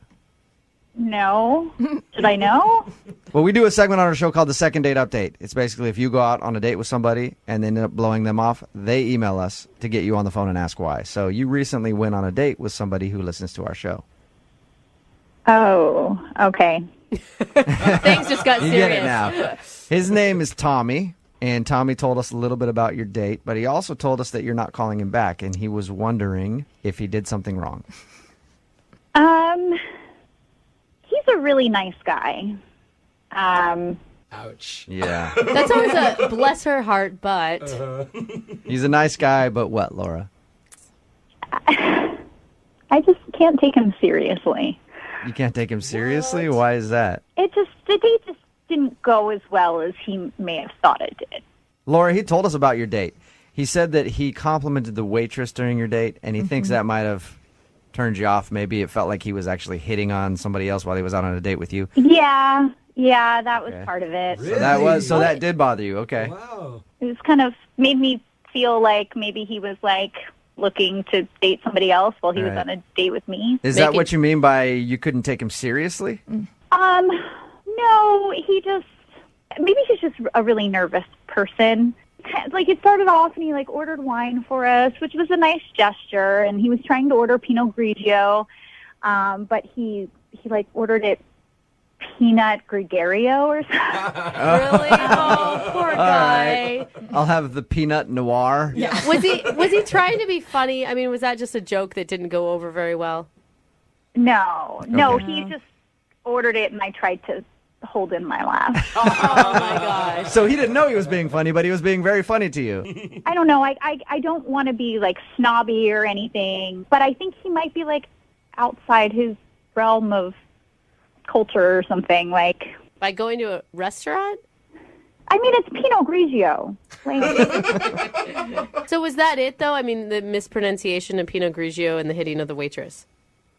Hitting on the Hitting waitress. on. That's a good Clarify. That's a good Normally if a guy clarification. beats That's an up a important waitress one. on a date, probably not going to get a second date. So are you saying that he's a little more like, hey, supersize that, then go out to dinner and order a bottle of wine kind of guy, and you're into a classier type of dude? yeah, because it just, like, our conversation was interesting. You know, he had just gotten a new job, and he was talking about that, but he said his first adult paycheck was going to go for him to get cryogenically frozen. What? You know? What? So he was telling me about that. Everything you just said right there is really Uh-huh. strange to me. I'm going to go ahead and pick that apart. His first adult paycheck, he said that? Yeah. He's an adult, right? When I talked to him, he sounded like an older guy. Grown man. Yeah. Yeah. Did he Weird. explain that? Has he been living at home? Has he been working, I don't know, part-time job? I didn't get a chance to ask him because he was so excited about what he was putting it towards, and went into the whole thing about technology, and he's going to put his money into this so that he can be frozen, and then Yeah. one day they'll be able to put him back. I support him on that, Laura. I actually think that's kind of an awesome idea, the cryogenic thing, but I can see weird. how that would sound a little weird to you. It's totally weird. Yeah, it was just too weird for me. I didn't want to have a second date. Okay, well, at least don't you wish that Tommy would know how to pronounce the name of the wine that he's trying to order while he was on your date? Why don't you tell him how to pronounce it, because he's actually on the phone listening? Hey, Laura. Oh my God. How you doing? I'm sorry. I didn't obviously know you were listening. Well, I was, and as far as being cryogenically frozen, it is a proven pathway to eternal life. Tommy, I'm with you on the cryogenic thing, man. my I just want to gosh, let you you know guys. I am 100% behind you on that. That's an exciting stuff. Yeah, it's just weird for me. I mean, Well, you know, science is weird to stupid people sometimes. Oh my gosh, Tommy. Jeez, Tommy. You don't need a name call, dude. No, I wasn't calling you stupid. I was just saying that that happens see, sometimes. this is exactly it. You don't know how to talk to people. Like, you don't even realize it. Like, you just called me stupid, and you have no idea. I didn't call you stupid. I said the idea of what you think is stupid. What? Okay, that might be in your brain. Like, that might be what you're thinking, but that's not what you're saying. So you have to... My brain, you're not in my brain.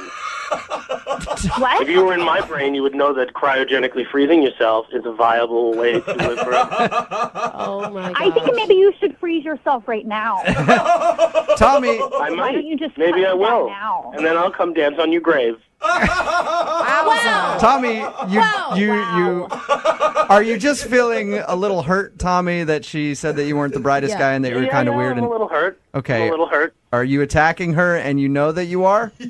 I'm not knowingly attacking her, no. It sounds like you are. Tommy. Wow, No, that was no. pretty knowing. No, I didn't know. No, I didn't know I was hitting on the waitress.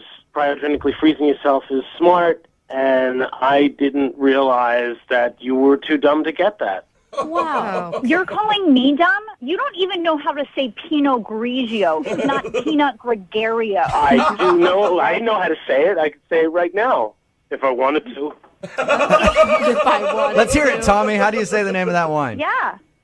No, I don't have to. I don't have anything to prove. I know I'm smart. I don't have anything to prove to any of you. Wow, Tommy. Well, I always do this at the end of the second dates. I think I know the answer on both of your part now. But Laura, would you like to go out with Tommy again? I will pay for a second date for you guys. I'll answer for her. No. Oh. I know. I know it's a no. Wow, that's the first thing you've gotten right. Well, Laura, thank you for your time. I appreciate it. Thanks for being honest with us about why you didn't want to go out with Tommy again. Yeah, no problem. Have a good one. You too. Tommy? Yeah.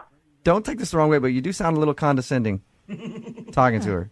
No, I'm not condescending. I'm just smarter than her. Okay. All right.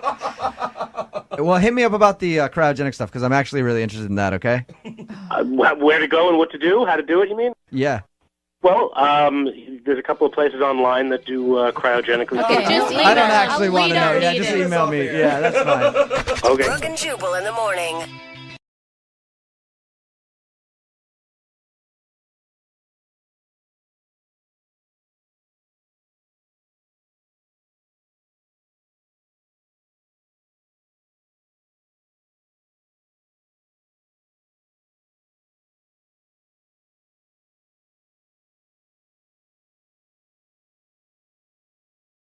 Doors. When one closes, another one opens. Oh, my gosh. You are so inspirational today. Unless you can't figure out how to open that door, and then you stand there outside of the Starbucks for 15 minutes trying to pull it when it's a push door, and everybody's laughing at you, so you just sit down on the sidewalk and cry for an hour while everybody points and makes fun of the idiot who can't read how to open the door correctly. Wow. And all you wanted was a latte. We've all learned that lesson in life.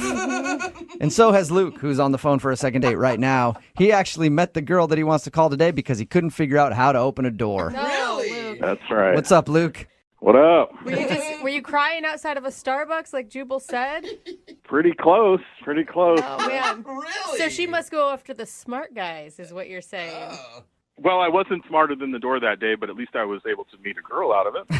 There you go. So how does that work? Well, I thought I was going into this building for a job interview, but I'm yanking on the door and the damn thing won't open. I can still hear the frustration in your voice. Yeah. We've all been there. So I'm about to give up, and this beautiful girl on the other side of the door asked me if she can help me, and I'm like, yeah, can you punch a code or something to let me in? I'm late for my interview. She pushes the door open and says, there's no code, just open the door properly. So you were supposed to just pull on the door and you were pushing on it for how long? It must have been 30 seconds at least. So she comes over, she opens the door for me, kind of laugh about it, and it was an opportunity to strike up a conversation. All right. And I assume that went well because you eventually went out with this girl. That's right. Yeah, she, well, you know what? She pointed me to the direction of the elevator, which was nice. And she pressed the button for you, too? Like, here, let me show you how this works. I could figure that part out. How did you go from her opening the door for you to eventually going on a date with her? So our conversation went from the door to the fact that she actually works at the business that I was trying to get a job at. So I kind of asked her for a little bit of advice, who to talk to, who to schmooze. And I really felt like we had a connection, and she was hooking me up, so I wanted to hook her up. I asked her out for a drink. Right there, but before your interview. Yeah, I did, man. I mean, Wow. she was hot and helpful and sweet. I had to ask her out for a drink. Okay, and she obviously said yes, which is awesome. Yeah, she did. We got to go out on a date, I guess, if you want to call it that. Well, what'd you do? We went out to a bar and we had a few drinks, listened to some music. Okay, I would call that a date. You said that's if you want to call it a date. I would definitely call that a date. I don't know what else it would be. Yeah, I'll call it it was a date. I mean, it was a hot date. Wow. So you went out for drinks, listened to some music. How was everything with her? Was it a good time? Do you think she enjoyed herself? Well, judging by the smile on her face and a little bit of the way she brushed up against me a couple of times, I do think she enjoyed herself. Dude, And you that's a guys, good sign. you guys were able to talk about stuff other than the company that she works for, right? Oh, yeah. We talked about all kinds of things. Talked about her hobbies, what she likes to do.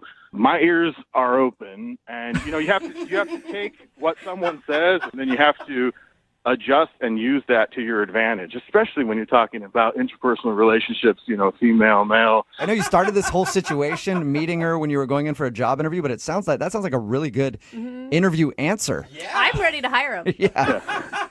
Or date him. Well, I was cued in, so I got the job, actually. You did?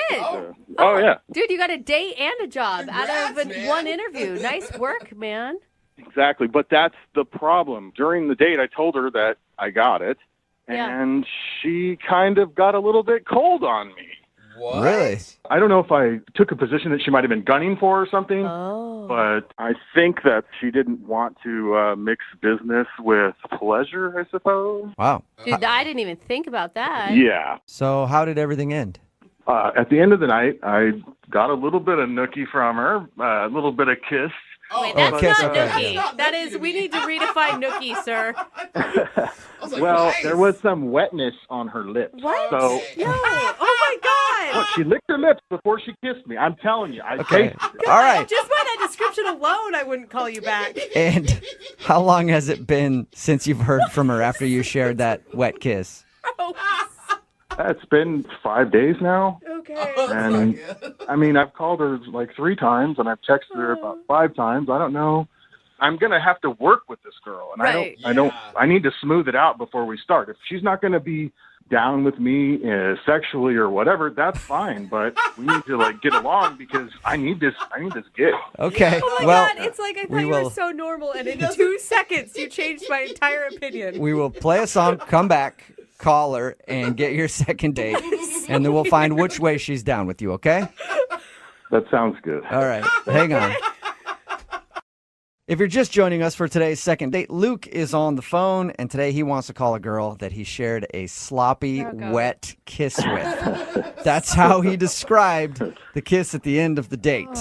He actually met her because he was going into an office to interview for a job, and she was in the lobby when he was trying to open the door, and I guess he couldn't get the door open, so she helped him. They struck up a conversation, and he asked her to drinks. They went out for drinks, said they had a good time, ended with that sloppy kiss. But now she's not calling him back, and he thinks it might be because he actually got the job in that office, and maybe she doesn't want to date a coworker. Could it also be because you're a bad kisser? Well, Sorry. Just the description. we didn't get our lips moving that much, to be honest. It was wet, but it wasn't. She didn't stick her tongue, out for me. Yeah, but no, I'm just telling you, out of all She the licked female her lips. It conversations, was wet. all the female conversations I've ever had, no girl has ever said, wow, it was such a good kiss. It was so wet. Well, she made it wet. I mean, that's where it was. I just went in, and that's how. Okay. Way it felt. So it was a sloppy kiss with no tongue. That sounds... No one's ever complained about the way I've kissed them before, so she didn't this time, and maybe it'll happen, but it hasn't yet. Well, she hasn't complained yet. We don't have her on the phone to find out, do we? Well, maybe we can ask her. That'd be one place to start. That's what I'd I think- like to know if my lips are working properly. That's what I think we should do, Luke. What I'm trying to get to is that I'm going to dial her phone number Oh. and see if we can get her on the phone and get your second date, okay? Are you ready? Yes, I am. All right. Here we go.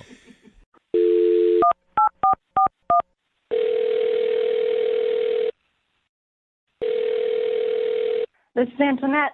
Hi, Antoinette. How are you? This is Jubal from Brooke and Jubal in the Morning. I'm I'm sorry, what? This is Jubal from Brooke and Jubal in the morning. How can I help you?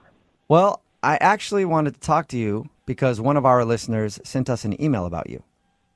Are you sure you have the right number? I think so. Yeah, this was the number that I was given. Your name's Antoinette, right? Yes, it is. Okay, yeah. Then I definitely have the right number because you recently went out on a date with a guy who listens to our show and you haven't been calling him back. So he emailed us to see if we could get you on the phone and find out if he did something wrong. What? I know, it's really weird, huh? Is this a joke? No, it's not. It's a segment we do on our show called The Second Date. So I'm calling today about a guy that you went on a date with. His name is Luke. I'm sorry. I don't know who you're talking about. I haven't gone out with anybody named Luke. What? You haven't gone out with anybody named Luke? I've been married for like 3 years. I haven't gone out with anybody. What? You've been married for 3 years. Yes, I'm very happily married. Did you? By any chance, are you married to a guy named Luke? No. Did you No, I think I would know. Did you go out to drinks with a guy named Luke and you didn't realize it was a date, maybe? No. Do you know any Luke? I have zero clue what you guys are talking about. Can you be more clear? Yeah, sure. I bet you'd appreciate that, and probably your husband, too.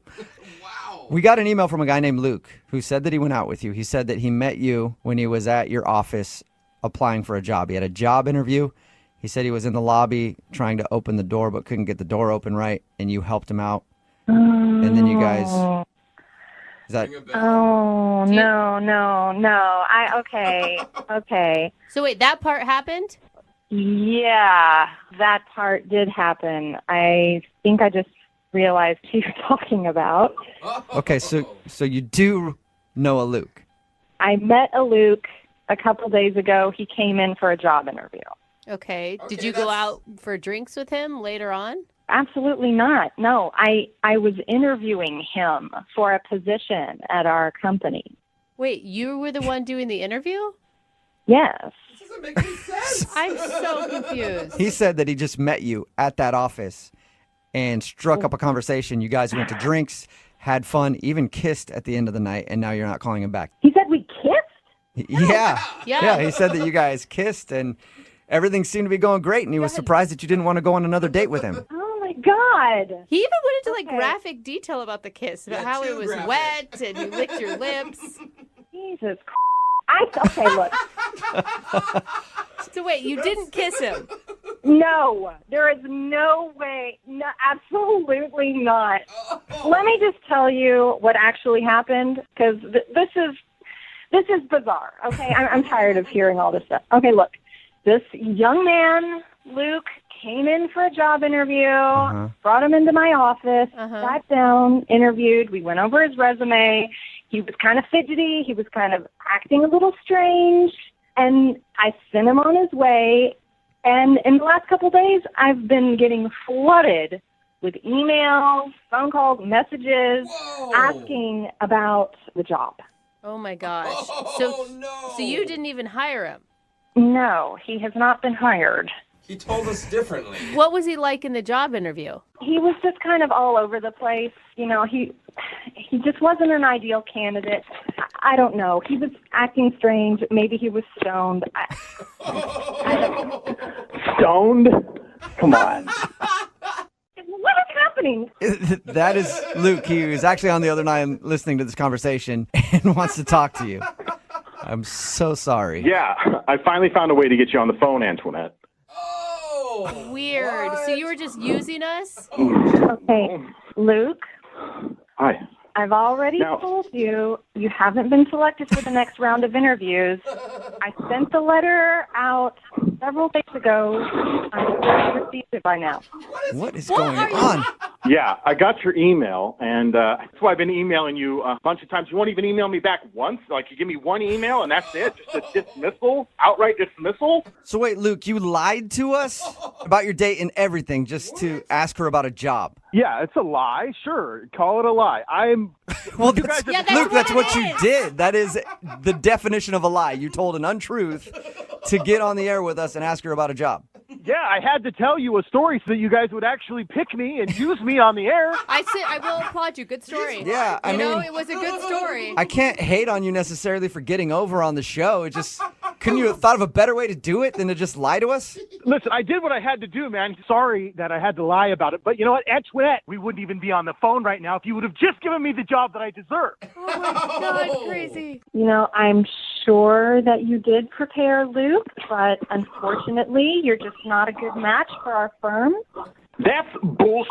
All right, I'm the best candidate for that job, and I know it. Excuse me, Luke. No, you're acting extremely unprofessional right now. I'm unprofessional. You are unprofessional. I deserve answers. Why? Why am I not getting this job? I've been putting in all this effort. Luke, I need like I said, we found a more qualified candidate. There's nobody more qualified than me. I saw everyone coming out of that building. Look at my resume and see all the experience that I have. I looked at your resume, Luke, and I'm the one calling the shots. This is not how you go about getting a job. You sure getting a radio station to call you and ask you about a fake date is not the best way to get a job, Antoinette? Yeah, look at all the trouble I went to get these people to contact you. You are unreachable. Luke, and if I ever had any thought about reconsidering you for this job, you have absolutely lost that opportunity. If I'm not qualified to be the face of your company, I don't know who is. I stood outside of that office for 3 hours, and I watched every single candidate come out of there, and not one of them is as qualified as me. You stood outside the office building for 3 hours? Yes, because I do my research. And you know what? It shows that I care. Oh my gosh, Luke, I get that it can be frustrating to be out of work and looking for a new gig, but this is not the way to do it, man. Well, I can't catch a fish. Damn it. Oh, dude, I'm sorry. I'm sorry, Luke, but I think you need to be a little more level-headed when interviewing for a job. I've got other work to do. Can I please get back to my actual job? In 1 second, I will let you do that, Antoinette, and I appreciate you telling us what happened. But I do have to ask you, would you like to go out on a second date with Luke? Or a date with Luke? You're freaking kidding me, right? Well, I got to ask the question. It is a second date. I know it turned into a crazy job applicant trying to use us to get at the person who wouldn't hire him, but would you like to go out with Luke? At least give me a shot at an internship or something. I feel like I've proven myself. You've proven how crazy you are, Luke. Okay, look, I wish you well. Okay, good luck in the job search, but there's no job for you here. You know what? I am going to get a job eventually. And when I do, I'm going to make sure it's in the same field, and I'm going to take down your entire business. You won't have a job. Wow. I don't have a place to go to work. Yeah, okay. You get a job at another mailroom somewhere and take our mailroom down. I'll be waiting.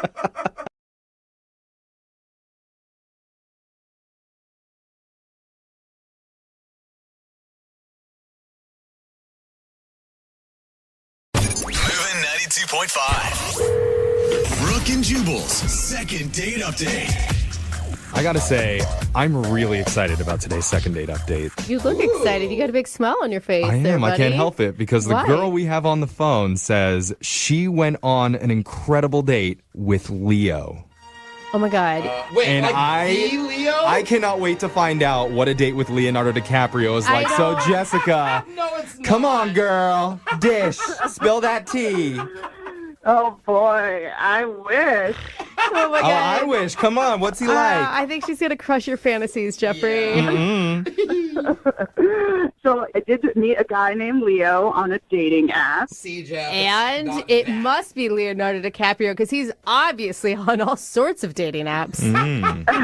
He's very attractive. He's got like cute sandy brown hair. Okay, wait, what? Sounds like Leo to me. So did he take you to the Mediterranean or did he take you to the Caribbean? Like, how much did he spend?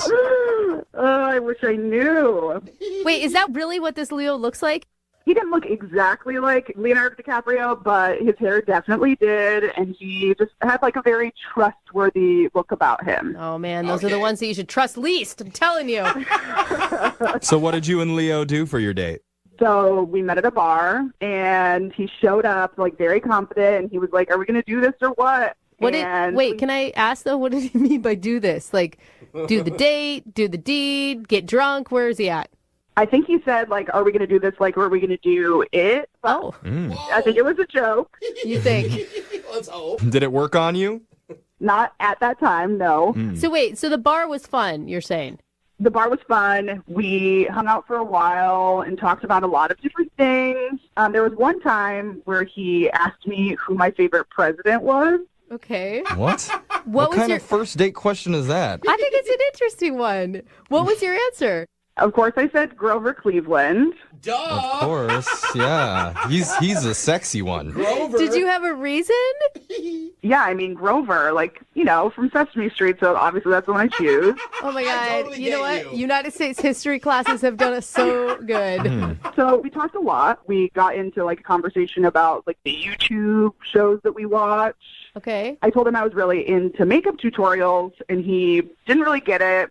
So I was trying to explain it to him, and he still wasn't understanding. Yeah. So I decided to show him what it was all about, and I actually gave him a little mini makeup tutorial at the bar. Wait, he let you put makeup on him? He did. He was a good sport, and I taught him a thing or two. I put some highlight on him and showed him, like, the before and after to show that, like, it made his cheekbones pop.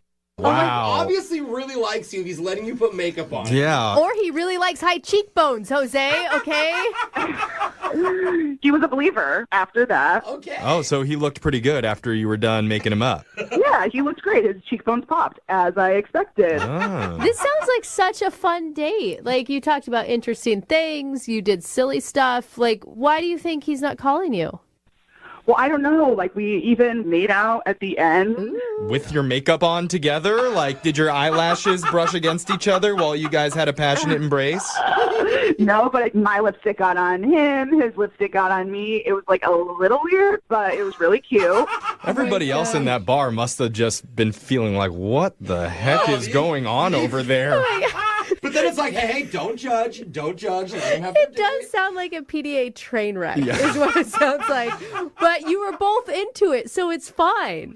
Yeah, but at the end, we ended up getting in separate Ubers, and then I haven't heard anything since then. And how long ago was that? That's a week. Oh man, he hasn't called you back at all? Yep, typical Leo. Yeah. One date and then you're probably too old for him, but I guess we'll find out for sure. We're going to play a song, and when we come back, we'll call Leo for you and get your second date update. All right, Jessica?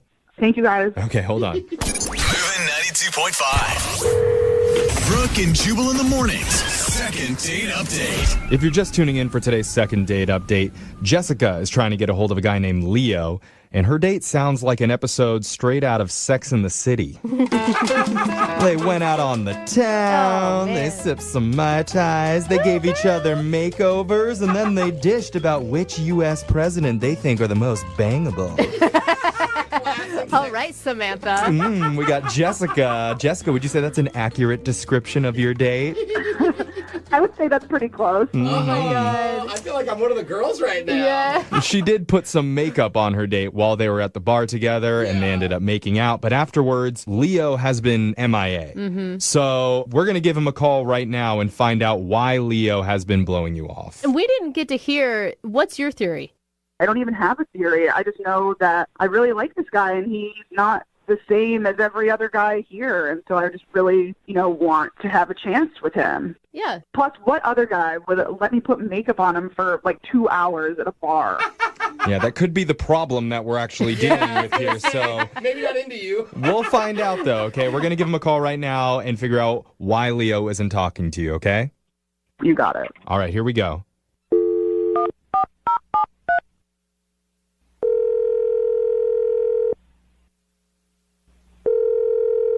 Hello? Can I talk to Leo, please? Speaking. This is young Jeffrey from the radio show Brooke and Jubal in the morning. Okay. Is this the Leo, perhaps? Who are you looking for? It's him. It's not Leo. We're looking for Leo, who went out on a date recently. Not Leonardo DiCaprio, right? Well, I'm saying we're looking for Leonardo DiCaprio. If it's him, is it? I'm not Leonardo DiCaprio. Oh, Okay. I don't even want to do this now. He has some disappointment, but we still want to talk to you, Leo. Leo, we're calling from the radio show Brooke and Jubal in the morning. Oh my God, don't sound so dejected. I'm sorry. Okay. Leo, the reason why we're calling is because you recently went on a date with a girl named Jessica, and she's trying to get a hold of you. Okay.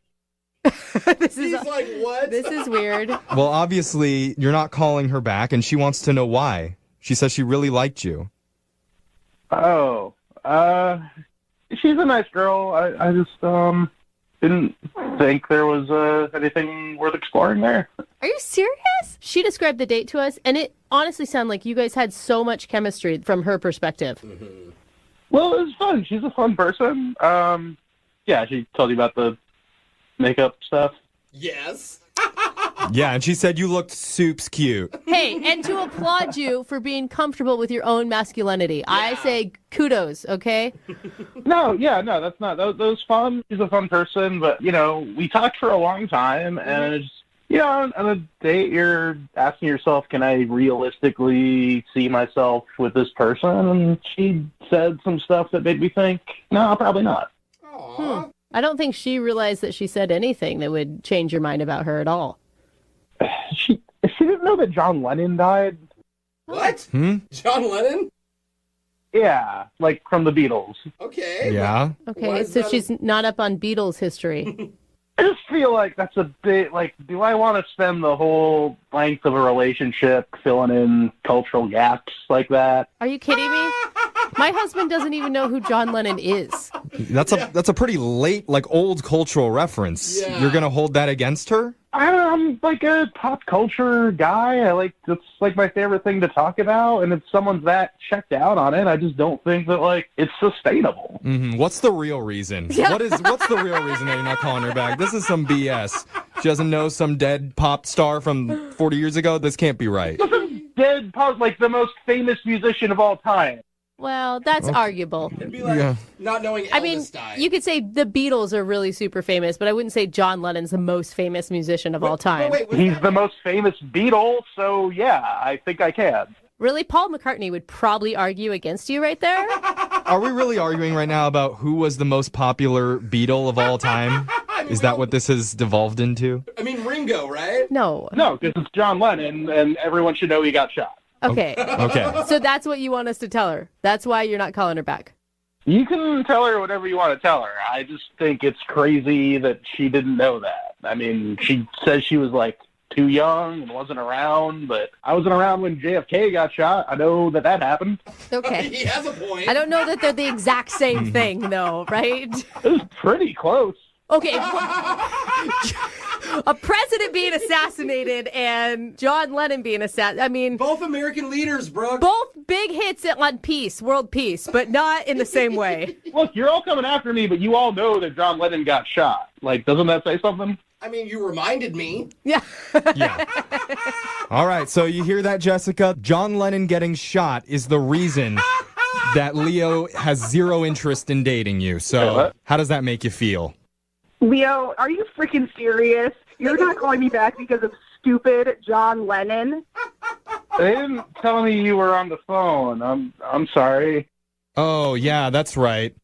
Oh, my God. I'm crazy, and I don't know what I'm talking about because I forgot how this cultural reference works for this show. We don't tell people terrible. that the other person's on the line listening. So Jessica's actually been listening to this entire conversation, Leo. I don't believe it. You're being so judgmental. Not everyone my age is going to know facts like that. You might not know that the Notorious B.I.G. died.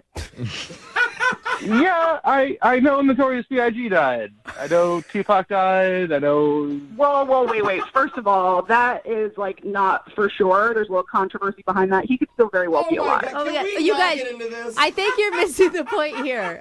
You had fun with Jessica. Leo? Yeah, it was fun. Jessica, okay, you're perfectly nice. You're a catch. I just don't think we're compatible, all right?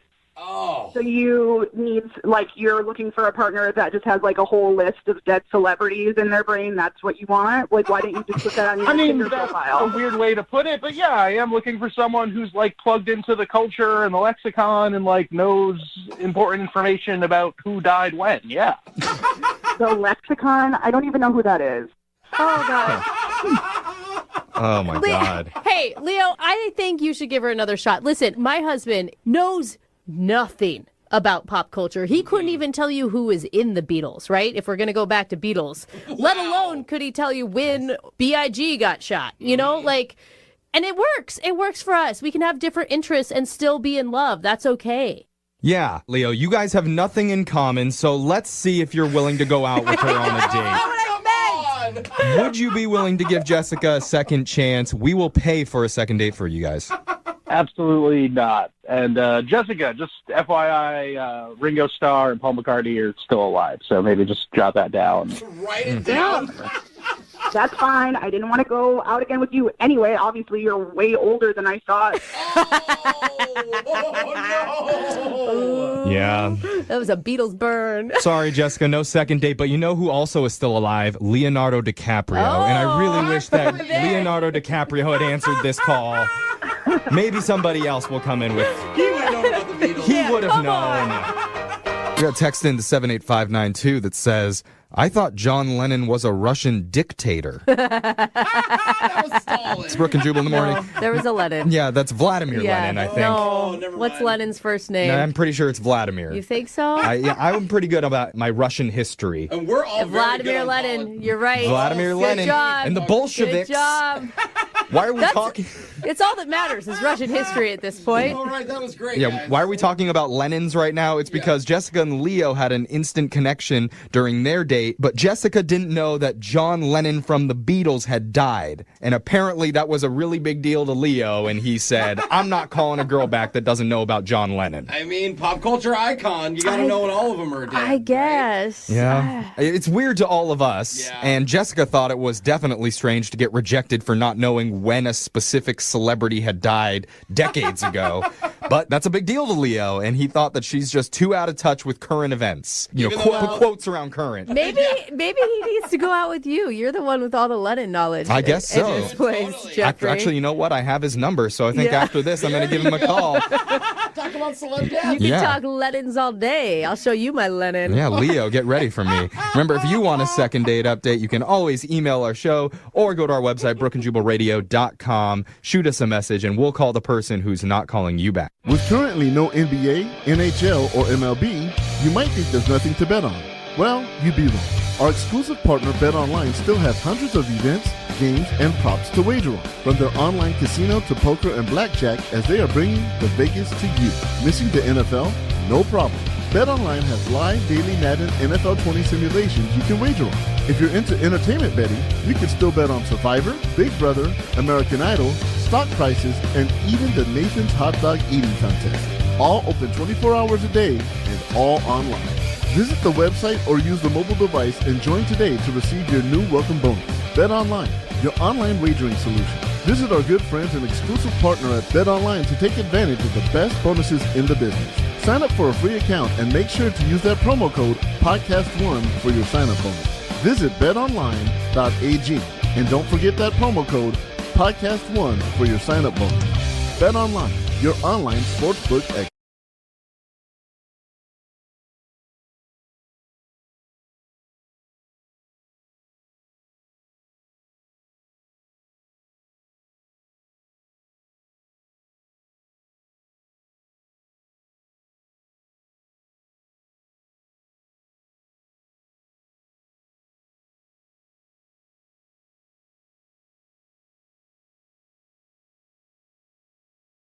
Whenever you see a guy out at a bar alone hitting on girls, it can go one of two ways. Either he's incredibly creepy and he's the guy at the bar that nobody wants to talk to, or he's very confident and it seems to work for him. I usually think the first is normally true. Definitely usually the first one. Okay. Well, Matt, who's on the phone for a second date today, was the alone guy in a bar. Oh. So that leads me to ask the question, Matt, which one are you? Are you incredibly creepy or are you confident? How'd that work? I don't think it has to be on either side. I think, okay, if I had to pick one, I'd say confident. Yeah, I bet Of course you would. Yeah. Creepy people always are unaware. But let me explain, though. Yeah. So why were you at a bar alone hitting on chicks? I just moved to my new apartment. I just got a new job. I got a new place. So I don't have any friends here yet. That doesn't make me creepy. So I thought, let me go out to the bar, check out the scene. Okay. So when I go out, I have to make friends there and see how the scene is going. And if I like how a girl is looking, I'm confident in my ability to go talk to her. All right. Are you a line dropper, Matt? I don't think I'm a line dropper. I think I just keep it real. Okay. Just a normal conversation, you know. So you went to the bar alone out of necessity, not because you didn't have anybody who would hang out with you. When you put it like that, it sounds different. Yeah. I read your email, and your email just said, I was at the bar by myself, and then I met this girl. So what's her name? Her name was Kelly. Kelly, all right. And how did you meet Kelly? Well, I saw her at the bar, and first thing I'm attracted to her. I was really attracted to her. You know, she had a nice. I'm not gonna lie. It got my attention, so I went up to her. I introduced myself, and she was really liking me. We had a good deep convo. She seemed like a really down to earth girl, and eventually, you know, things happened, and she came back to my apartment. Wow, she came back with you that night. Yeah, she came back with me that night, and you know, some stuff happened. How about that? I'll just leave it at that. Nice. Some stuff happened, and I've been trying to get in contact with her. So, you know, when she was leaving, I waited for her with the taxi and everything. Everything was going fine. I even gave her a good night kiss. I thought everything was perfect. Wait, she didn't spend the night? She just came over for a little while, some things happened, and then she left that night? Yeah, she left that night. I don't know whether it was my new apartment that scared her. Oh yeah, those are scary. Your new apartment that scared her? What do you have in your apartment? Because just boxes everywhere. I haven't really, you know, settled in yet and made it my home. Oh. You know what I mean? She thinks you're a squatter. Yeah. Or you're like, I haven't put away all my dungeon toys yet, you know, very scary stuff. No, it was just I have boxes everywhere, empty beer bottles on the floor because I don't have my garbage yet. So only thing that was up was my TV and the couch, and she noticed, you know, everything else was messy, and I didn't really clean much. All right, so it looks kind of like you're living in a crack den, sort of. No, not at all. Does it smell okay? It smells good. It smells fine, unless I adjusted to it. So what did she say when she left? Well, we were sitting on the couch and kissing, and all of a sudden she backed off and said she has to go to work early. And I didn't know where that came from because we were having such a good time, and I would have loved if she stayed. Was it late? It was late. It was about 2 a.m. Okay. Now. That's not too bad. I mean, if you haven't started doing the other stuff yet, you might be like, well, I don't want to be up until like 4 or 5 in the morning when I have to work the next day. That's true. I wish it got there. I mean, is there a chance that maybe she sobered up and realized, I don't know, you weren't as good looking as she thought in the bar, or it happens. Well, I don't like to think of myself as an ugly guy. I think of myself as handsome, so I hope that's not it. Yeah, and have you tried to get a hold of her since that night? Yeah, I texted her the next day, actually, just a regular, hey, what's up? And she has not responded to me. At all? At all. And what was the last thing that she said to you? The last thing she said to me was goodbye. Okay. Well, I was just wondering if she sounded like she wanted to see you again, or did it feel like, hey, this is kind of like fun that we met and then messed around, but I don't want to have anything to do with you? She gave me the vibe that she would actually talk to me again. That's what hurts. So what do you think it is then? I think it was my apartment. I think I should have cleaned up more. Okay. Maybe that would have helped. Yeah, but if you just moved apartments, I mean, you'd think she would understand if there's boxes and stuff everywhere. That's what I thought. I'm not sure. I don't know what it is. Yeah. I really want to know. And why do you want to get a hold of her so bad? I mean, you see a relationship with this girl, or you just want to finish what you guys started? I just moved, so I'm just looking for people to hang out with, and I would love to hang out with her. She's my first friend I met at my new My first friend. Sweet, Matt. Yeah. All right, well, we're going to play a song, come back, and then find out if you get a second date or if you're going to get ditched. Thank you. All right, man, hang on. All right, if you're just tuning in for today's second date, let me set the scene for you. Matt is on the phone right now, and Matt went out to a bar all by himself. Ended up finding an innocent girl named Kelly and somehow convinced her to go back to his place. A place that is littered with boxes, beer bottles.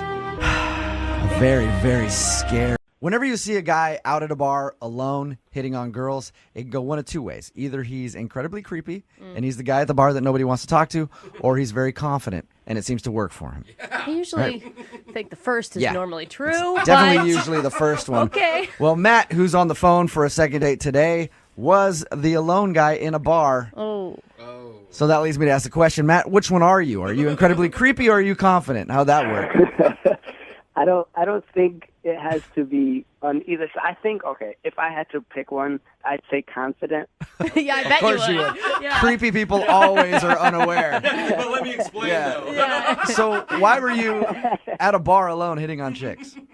I just moved to my new apartment. I just got a new job. I got a new place. So I don't have any friends here yet. That doesn't make me creepy. So I thought, let me go out to the bar, check out the scene. Okay. So when I go out, I have to make friends there and see how the scene is going. And if I like how a girl is looking, I'm confident in my ability to go talk to her. All right. Are you a line dropper, Matt? I don't think I'm a line dropper. I think I just keep it real. Just a normal conversation, you know. So you went to the bar alone out of necessity, not because you didn't have anybody who would hang out with you. When you put it like that, it sounds different.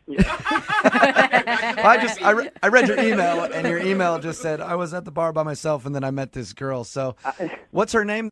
Her name was Kelly. Kelly, all right. And how did you meet Kelly?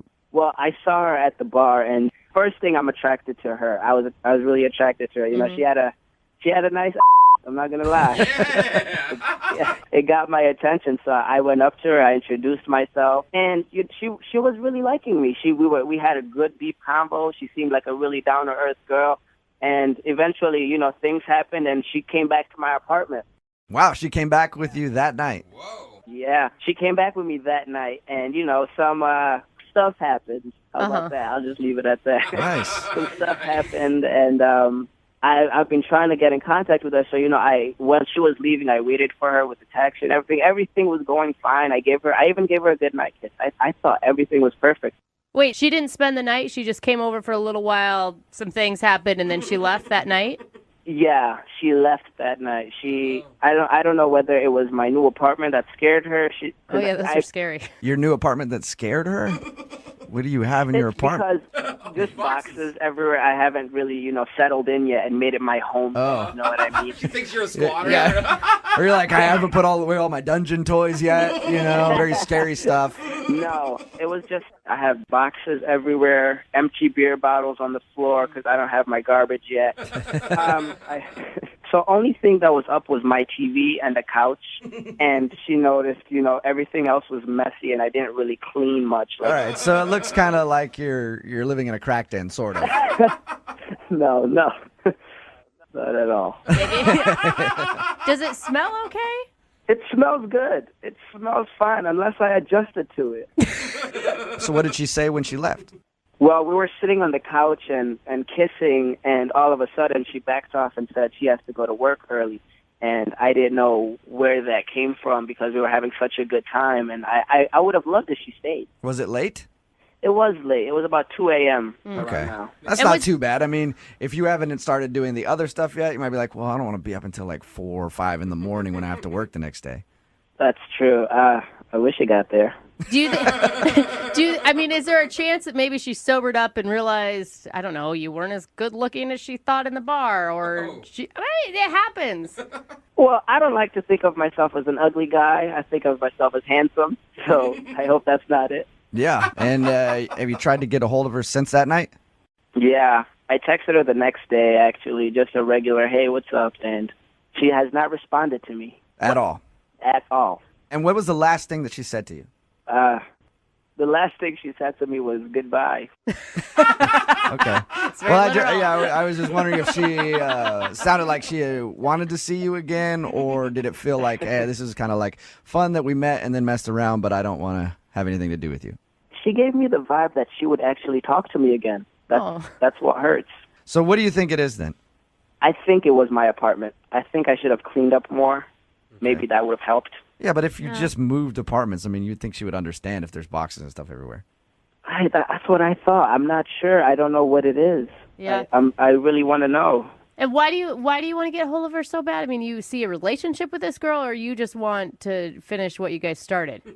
I just moved, so I'm just looking for people to hang out with, and I would love to hang out with her. She's my first friend I met at my new My first friend. Sweet, man. Yeah. All right, well, we're going to play a song, come back, and then find out if you get a second date or if you're going to get ditched. Thank you. All right, man, hang on. All right, if you're just tuning in for today's second date, let me set the scene for you. Matt is on the phone right now, and Matt went out to a bar all by himself. Ended up finding an innocent girl named Kelly and somehow convinced her to go back to his place. A place that is littered with boxes, beer bottles, a very, very scary place. And while they were making out, doing stuff on the couch, at some point, she must have looked at a clock and realized it was getting late and said she had to leave.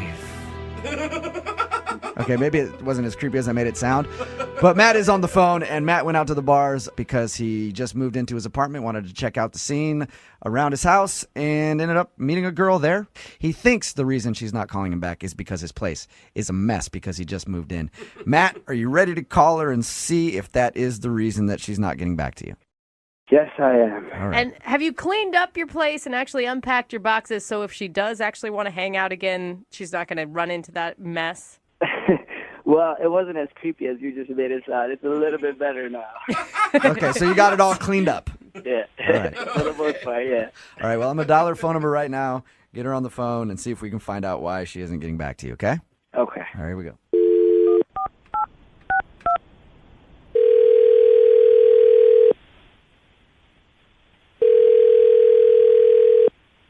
Hello? Hi, can I speak to Kelly, please? Speaking. Hey, Kelly, how are you? This is Jubal from Brooke and Jubal in the Morning. Okay. Okay. How can I help you? Well, somebody recently sent us an email about you, and I wanted to see if you had a few minutes to talk to us. Someone sent you an email about me? Yes. Okay. We do a segment we do called Second Date or Ditch. It's where if you go out on a date with somebody and then stop talking to them, they email us to see if we can get you on the phone and ask why. So someone I dated emailed you. Who was it? His name is Matt. And I wouldn't say that you guys necessarily dated, but you did meet one evening and go back to his place and mess around a little bit. Okay. Okay. Yeah, I met him. Yeah. Yep, we know that. We know. So we talked to Matt a little bit after we got his email, and he told us sort of how you guys met, but he's confused why you're not calling him back. He asked us to get you on the phone and find out. That way he knows if he did something wrong. So he asked you, or whatever. He reached out to find out. Yes. And as we tell everybody who does these things, they're fully prepared to hear anything that you have to say. Really? I'll tell you what he thinks it is, okay? And then you can tell me if I'm right or wrong. He thinks it's because his place wasn't ready, and he had boxes everywhere, and he said that he didn't have his trash set up, so there was beer cans, and so he feels like you might have thought his place was gross. I mean, well, he did look like kind of extra homeless in there. So is that it? I mean, no. I mean, I understand he was moving, but I mean, it was dirty. I get it. Okay. But, no. It sounds like everything was fine, and you guys had chemistry and liked each other. I mean, we did up until a certain point. What are you laughing at? What are you laughing at? It sounds like you think something is funny. you can learn a lot about life through baseball. You know, when life throws you curveballs, you knock them out of the park. Sometimes you step up to the plate, you swing, and you miss, but that's okay. Or sometimes you're the pitcher, and sometimes you're the catcher. Either way, you're gonna have a good time. Those are some famous sayings from baseball, and I bring them up because the guy on the phone for a second date today, his name is Matthew, and he met the girl that he wants to call at a co-ed softball game. What's up, Matthew? How are you? Hey, I'm doing pretty good. How about you guys? Pretty good. Were you the pitcher or the catcher that day? I mainly bat and, play third base, but... Thank God for answering it like God, that. you're sick, man. Your email said that you met the girl that you want to call. Her name is Trisha? Yeah, she's real sweet. Okay, and it says here you met her at a co-ed softball game. How'd that work? Yeah, she was on the opposite team.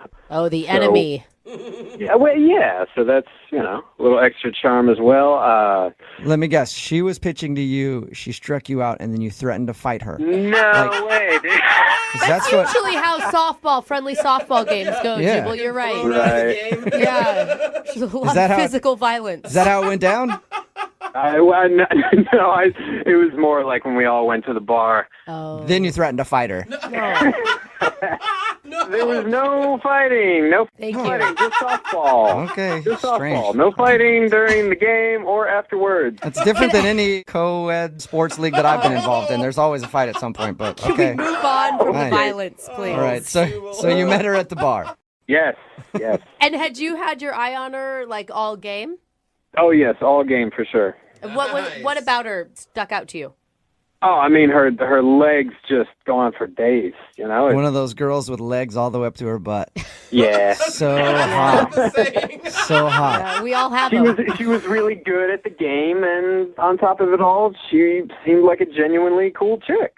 Awesome. So how did you approach her at the bar? Oh, I mean, I grabbed her a drink and, said congrats for whooping her ass, and, then we just started talking about how long we had been playing, and then one thing led to another, and I ended up getting her number, and we set a date to go hiking. Sweet. How was the hike? Oh, it was great. She met me where we were going to start out. Nice. What'd you say? Oh, I just said nice. Sorry. I heard you. I was just like, what? It's very nice. She met you there. Yeah. I'm Awesome. excited for you. She met you where you were going to start. That's better than meeting you at the end of the trail, I guess. I approve. And she was just as awesome as the first time you met her. Absolutely. She did great on the hike, and we were able to talk. We weren't winded or anything. And, I mean, at the end, when we said goodbye, I didn't know if, a kiss was feeling out. And I mean, she was real sweaty. I was real sweaty. Yeah. I didn't know, we kind of just had a quick hug, but, it was still, you felt that connection there, and we made plans for about a week later to go out again. Oh, so you guys had a second date. No, see, a day before she texted to cancel. She needed to cancel for some reason, but so I don't know. And now it's now I haven't really heard from her, so kind of feel blown off. Have you tried to reschedule that date that you had planned? I mean, yeah, I sent one or two texts just saying, hey, sorry, scheduling didn't work. Is next weekend good? And I didn't really get an answer from any of that. Can I ask, I mean, just looking back at the time you guys spent together between the softball game and the hiking, do you think that she also thought of this as a romantic date? Well, I mean, I would hope it would be kind of obvious because I asked for her number. I said I would love to get together. To me, that sends a pretty clear signal of hey, I'm interested in you. Right. Even if things go slow or whatever, you know what I'm saying? Right. So how long has it been since you've heard from her? It's been over a week since I talked with her, and she hasn't responded to the two texts I sent. Oh, man. Just a sweaty hug at the end of the hike. That's all you got. Yeah, right? All right. Well, we'll play a song, come back, and then find out if you got a second date or if you get ditched. Thanks, man. All right, hang on. I got to say, I'm skeptical of you, Matthew. Am I suspect? Yes, you are. For what? Well, we do a lot of these second dates, all right? And everything always sounds normal until we get the person on the phone, and then something weird comes out, okay? Now, you said that you met this girl at a co-ed softball game. You went to the bar after, asked for a number, and you guys went on a hike and had a great time, and nothing weird happened. That is all true. Okay. Well, if I call her and I find out that you've been going to all of her games since then, dressed up like... No, buddy. I will be 100% honest with Okay. you. That thought did cross my mind. Okay. But I denied it because I didn't want to be a creeper. All right, good. I I picture you in the stands like an NFL quarterback's mom with her name on your shirt, sitting there like, "Go Trisha, that's my girl." So, oh my God! You promised me you haven't done that. I have not done that. All right. He still doesn't trust you, No, just so you know. Still, I'm a little weary of you. I'm gonna dial the phone number right now though and get her on the phone and find out why she's not calling you back. Okay? All right.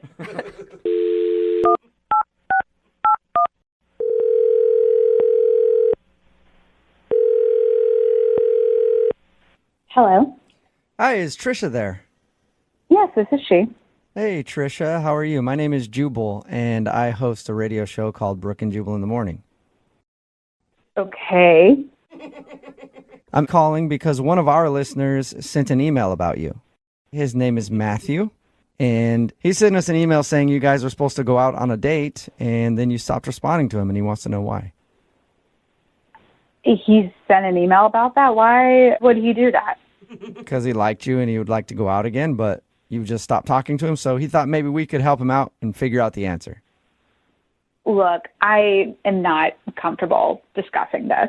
If it's something way too personal, you don't have to tell us, but if it's not, I mean, he wants to know. He liked you a lot. You got to put yourself in his shoes. You know how frustrating it can be if you feel like you connected with somebody and then they drop off. I mean, yeah, I get that. And he's a good guy. I totally got that sense from him. Okay, so if he's a good guy, then why aren't you calling him back? Look, he was really cool. He's just not marriage material. Why is he not marriage material? Did you guys get into that conversation on your first date? No, we didn't, talk about it. But, you could just tell from the date. Is he immature or something? I mean... Well, here's where I am. I am not getting any younger, and I absolutely want to get married someday. And he's just not going to be that guy. That is a really quick judgment to make after meeting someone just one time. Yeah. Actually, we hung out twice. Oh. Okay, so 2 times is enough for you to know that? Now you know everything about him. How can you possibly know that he's not marriage material after 2 hangouts? Because after the second time we hung out, he took me back to his car, and his car was full of stuff, piles and piles. Wait, and are you saying that it was just messy? Like there was garbage and stuff in it? Well, I didn't know. So I had asked him, I was like, what's the deal with all your stuff? Are you moving or something? And he said no. And he said that he lives out of his van. He lives in his van? Yeah, and he does it by choice. What do you mean? It's not that he's homeless, it's that he wants to be homeless? Yeah, he chooses this. Really? What did he say to you to make you think that? He said, look, it's this really great situation. I choose this. I feel it's better. I'm saving money. And I look in there, and there is a mattress. There's a jug of water, hot plate. It's really weird. Yeah. Normally, when you see a van with a mattress in it on a first date, that's a good sign. No, always bad. So you're saying you didn't want to see him again because he lives in his van? No, I don't know. I've been going back and forth over this, for the past few days because, he lives in a van. Yeah. So you're saying you don't want to move into a van if you guys ever got more serious? No. Well, no, I don't know. That's the thing. You don't know if you want to move into a van. You might be willing to move into a van? No, I definitely don't want to live in a van. That's the problem. Okay. But don't you think... Okay, granted, this is a kind of an odd situation, but he has, a regular job, right? He has a really good job, and he makes, a ton of money. Whoa. He just chooses to save it. All right, so the guy just likes to live in a van. He seemed really in love with his living situation. And if that's the case, I don't want to mess with it. I have so many questions. You don't want to make the guy give up his house, you know? Exactly, his green van. Well, Trisha, I do need to let you know that Matthew is actually on the other line listening, maybe in his van right now, and he wants to talk to you. What? Yeah. Matthew, you there? Oh, my God. Yeah. Hey, Trisha. Oh, my God. I am not in my van, just to clarify. I'm in my office. I'm at work right now. Well, that's good to know. Yeah. I'm just really surprised because, like, when we went out, I mean, you seemed to think it was really kind of cool what I was doing. Yeah, I said it was cool when I was looking at it because I didn't just want to tell you it was weird right off the bat. Okay. Oh, now you're just 180 on this. So I'm confused. Matthew, think about it. I mean, how could a girl see a van and think, I want to stay the night with him? I'm not sure where I'm going to go to the bathroom if I have to go, but... Just owning a van and living out of it is awesome. I have this freedom that everybody else is dreaming about. I save all this money. It keeps going in the bank when everybody else is spending and going into debt on these houses that they can't afford, and they're never in because they're always at work all day for them. I mean, what's the point of it? The point is to actually have a place where you could hang out, not something that you could, like, drive from point A to point B, like you're home traveling everywhere. But that means I can hang out everywhere, Trisha, wherever I want to hang out. Like, the world is my home. And Trish, I'm not living in the Stone Age with this. Like, I've got Wi-Fi, you know, I can run things off this generator. Like, I have electricity. I have the basic things that I need and stay connected with the world. I can work remotely if I want to. Like, come on. He's got it all figured out, Trisha. It just sounds weird to me. I never pictured my boyfriend living in a van. On purpose. But it may be fun, Trisha. I mean, it's definitely an adventure. Yeah, that's a word for it. It is an adventure. That's what I've been trying to tell you. I don't know, man. I mean, you have a great personality. You're a really cool guy, but the whole living in a van thing is just a giant turn off for me. Just give it a weekend, Trisha. Like, pretend you're going on a luxurious camping trip. Give it 2 nights, and I will convince you. I promise. 2 nights? That is a big ask, sir. So you want me to spend 2 nights in your van when we've only been on 1 official date together? You were the one who was throwing around the marriage word of, you know, needing to find marriage material. So, like, 2 nights is not going to kill you. He has a point. I mean, I say 2 nights is a drop in the bucket. In that case, Trisha, would you like to go out with Matthew on a second date? We will pay for it. I mean, I guess the date would be 2 nights in his van, but whatever. Would you like to go out with him again? You know, I'm still kind of on the fence about it. I am going to say no to 2 nights in the van. But I'm up to hanging out with him again. Okay, so you'll go out on a date with him, but you won't sleep in the van. Yes, I will go out on a date. I will not spend the 2 nights in a van. Okay. Well, congratulations, Matthew. That's a successful second date. I can work with that. All right. So you guys go out on your date. Matthew, you try to convince her that living in a van is better than living in a house, and I wish you both luck. Trisha, freedom is in our future. I guarantee. Oh, my God.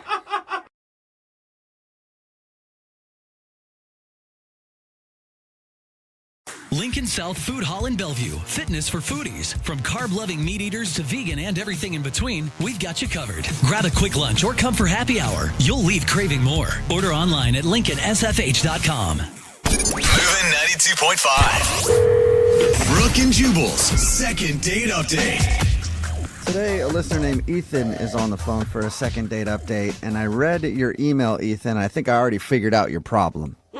Oh, yeah? Yeah. Well, your email was, like, super positive. You said everything was great. Like, it sounded like maybe the best date ever. That's kind of how you framed it in your email. And I'm thinking maybe your problem is the date was just too good. And she doesn't want to do it again. Yep, and that's why she's not calling you back. That's it. Yeah, you just ruined dating for her altogether, and now she can't date anymore because it was just such an amazing date. So we're done then. I guess that's it for the second date update. All right? See you later. No, you still want to do it? Yeah, let's run through it just because I feel like it wasn't completely perfect, but okay. I want to try another perfect date with her. Fine, Go against Ethan. the expert. I know. Thought I helped you out already, but whatever. Tell us your story. What's the name of the girl you want to call today? Her name's Skylar. Skylar. Okay. Yeah, and we actually met on a dating app, which I'm kind of totally averse to, but I've been on this dating app for maybe about a year at this point, so I feel like I've kind of seen the gamut. So you're a most little girls- jaded and your expectations weren't real high is what it sounds like. You could say that, but I've had connections with people, but I just haven't, I don't know, something that was completely different about this girl. I just felt like it clicked between us. Are you saying before the date or once you guys met in person? No, once we met in person. Okay. Yeah. So what was so special about the whole thing? I don't know. I mean, I just feel like there were so many Me Too's in the conversation. You know, like she would be saying something and I would be like, oh my God, me too. It was like 40 times when we were like, oh yeah, me too, me too, me too. That's when it's good on a date. If it starts with a hashtag, it's not going to be a good thing. I guarantee it. Right. No. I mean, it was not like that at all. It was just like, if I was saying like, oh, I was a Boy Scout. She was like, oh my God, I was a Girl Scout. We had like so many things that we had in common. And, But yeah, the big thing is we kind of connected over how long we were kind of in the Scouts program. Oh, you guys went deep into the... Yeah. We went for deep because she was a Girl Scout for like, I don't know, like, from when she was 9 or 8 until she finished high school. Oh my God, did you guys have like a knot tying contest right there? We totally could have. I would have loved to have had that. How many knots can you do? Maybe 15, 30 right now? Wow. Oh, cute date. So are you one of those guys that's like an Eagle Scout? You made it all the way to the top, and then like you live the rest of your life still like a Boy Scout, basically? Well, I mean, it's not like you're always out and you're like bringing a survival kit with you at all times, but it does have some really solid life skills in it, of like this idea of always being prepared and whatever. Regardless, the big thing that I felt like she took from it, what I took from it as well, is that we both really enjoy the outdoors and stuff, and like camping and hiking. So that kind of just gave me like this brilliant idea that I thought maybe it would be really romantic to give Skylar like this traditional campfire, but in the city. Okay. I love those. And so at the end of the date, I was driving her home, and on our way home, I was like, well, 1 second, I'm just going to go in and grab something. So I kind of ducked into a 7-Eleven, and I bought one of those Duraflame logs. And, like, I got some empty boxes and I got some marshmallows because I was like, well, why don't we have this campfire in the city, That's cute. That is really cute. I thought it would be really kind of fun, right? Cute until Where'd you you- get busted by the cops. Yeah, I was because I gonna don't think it's legal. You said campfire in the city. Where'd you fire up this log? In the middle of a street? No. He's in a back alley next to a... Yeah, it was kind of a little bit of an alleyway, sure, but it didn't feel sketchy at all. But I thought she kind of would have enjoyed it, and she totally did. It's pretty romantic, to be honest. Yeah. Did you guys kiss? Yeah, we kissed. We held hands a little bit. We were kind of being, cuddly and stuff. And So right there in an alley, smelling like I'm sure urine and trash next to a dumpster with a Duraflame log going, you guys were just snuggled up. it was one of those you had to be there moments. I mean, talking about it in retrospect, it does kind of seem a little Don't let ridiculous. Jubal hate on your campfire, okay? He just hates the outdoors. That is all true. right? It's very So true. Even think, city outdoors. I just don't like being outside. Yeah, I think your idea sounds super awesome, and I can't believe she's not calling you back. I feel that way as well. I mean, unfortunately, we weren't able to actually eat the marshmallows that we were roasting because I guess the Duraflame is like toxic, I guess. Yeah, it's not good. Yeah, the chemicals. Yeah, a lot of chemicals in that thing.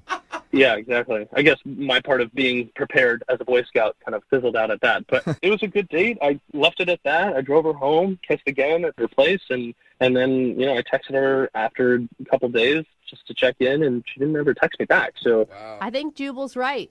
It was too perfect. Yeah, maybe it was just too perfect. Yeah. You haven't heard a word from her at all? No. I'm kind of worried that maybe she's met someone else or like on the app. Like she might still be on the app, and searching. Maybe she like went on another date and that guy went to Dubai with her or something. I don't know. All right. Well, we'll play a song and then come back and find out why she's not getting back to you with your second date update, okay? All right. Thanks a lot, guys. All right. Hang on. Moving 92.5. Brooke and Jubal in the mornings. Second date update. Hey, Ethan, how many fingers do you use? What? Whoa, what the? I'm sorry.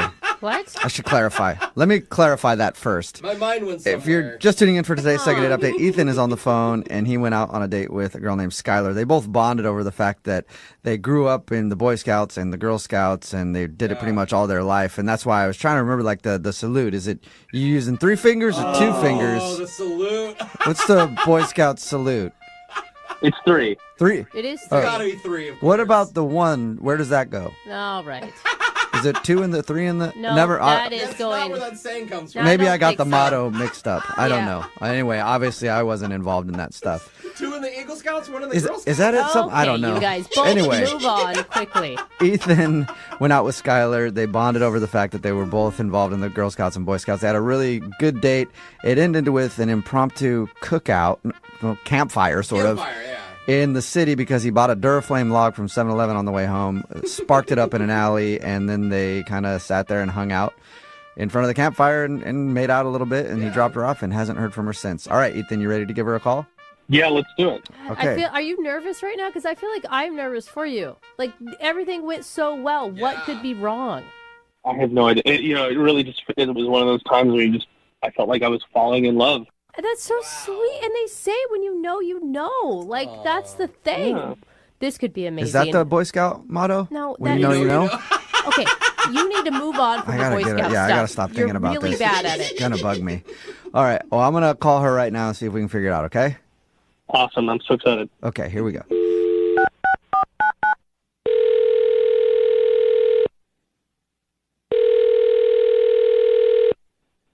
Hello, Hi, may I speak to Skylar? this is her. Hey, Skylar, how are you? This is Jubal from Brooke and Jubal in the morning. I'm good. Nice. I should continue the. This I is should continue awkward. speaking to you. Have you heard of the radio show Brooke and Jubal in the morning before? Yes, I haven't listened to it, but a friend of mine listens to that show. Okay. Well, that's where I'm calling from, and we do a segment on our show called the Second Date Update. You probably don't know what that is, so I'll explain it. It's where if you go out on a date with somebody and then end up not calling them back after, that person can email us to get you on the phone and figure out what happened. And we got an email about you from a dude named Ethan. Sorry, a scout named Ethan. Wait, oh my God, this is a second date update? Yes, yes, it is. So your friend has told you about those? Yes. Well, congratulations, because you're about to be the star of one, because Ethan is wondering why you won't call him back after what he describes as a great first date. What did he tell you about the date? Oh my God, he He- told us that it was amazing. Yeah, he told us that you guys really connected. You had a lot of Me Too conversations where it's like, I like this, me too. I like this, me too. And ended the date with he bought a Duraflame log, and then you guys had a campfire in the middle of an alleyway. And it sounded more romantic the way that he told it. But and you guys made out and everything else. He thought it was great, but now you're not calling him back, and he doesn't know why. Yeah, I mean, the fire was a really sweet sentiment, I guess, but Even though you couldn't eat whatever you were cooking over the fire because of the chemicals from the Duraflame log? yeah, also, I don't know how contained that was, so. Wait, it wasn't just like you've run out of time and you meant to call him back. Like, there's a reason you're not calling this guy back? I don't know. After the campfire, I could tell that he really liked me, and he was really sweet. He drove me home, and right before he dropped me off, he asked if he could take me on a weekend getaway, which is also like a very romantic thing to ask, but not after we just met. But he was going out on a limb, man. I mean, don't you want a guy to really like you at the end of a date? Well, yeah, of course, but if I just assume that he wanted to do that because he was just trying to hook up with me. Oh, so you're thinking that he doesn't want to go on a weekend getaway for romance. He just wanted to take you away so he could hook up with you. Yeah, it's not just the fact that he asked me to go on a weekend getaway, it's the timing, you know? Like, he asked me and he wants to go that fast. Like, he wants to go next weekend, and that's a red flag because how fast is he moving in other aspects? You know, does he not know how to have a relationship? But you can't just tell him, I don't feel comfortable with that. We should go on a few more alleyway cookouts, and then maybe a weekend getaway. You just stop talking to him. Yeah, I mean, it was a lot, and I think it just kind of threw me off guard. So I guess I should tell him that. I've just been trying to think about how to say it in a way that's not going to hurt his feelings, I guess. Oh, well, okay. I got good news for you then, Skylar. What's up? You did say it because he's actually on the other line listening and wants to talk to you. What? Hey, how's it going, Skylar? Yeah. Wow. Oh, my God. I didn't know that he was already there. Like, I thought you guys were going to call him. No, that's the beauty. Yeah. That's the beautiful part of these. We're big liars, and he's been on the phone the whole time. Are you embarrassed? Yeah, I'm embarrassed. You shouldn't be. I'm glad that you said all that stuff. It totally makes sense. I understand. What? But listen, I mean, like, I'm a very romantic person. When something inspires me to be very romantic. Aww. Yeah, but Ethan, I understand that you have really strong feelings, but, like, do you usually ask people out on vacation right when you meet them? Because that's a lot. Like, I just want you to be in my shoes. Like, it's a little scary to go out of town with someone you don't really know.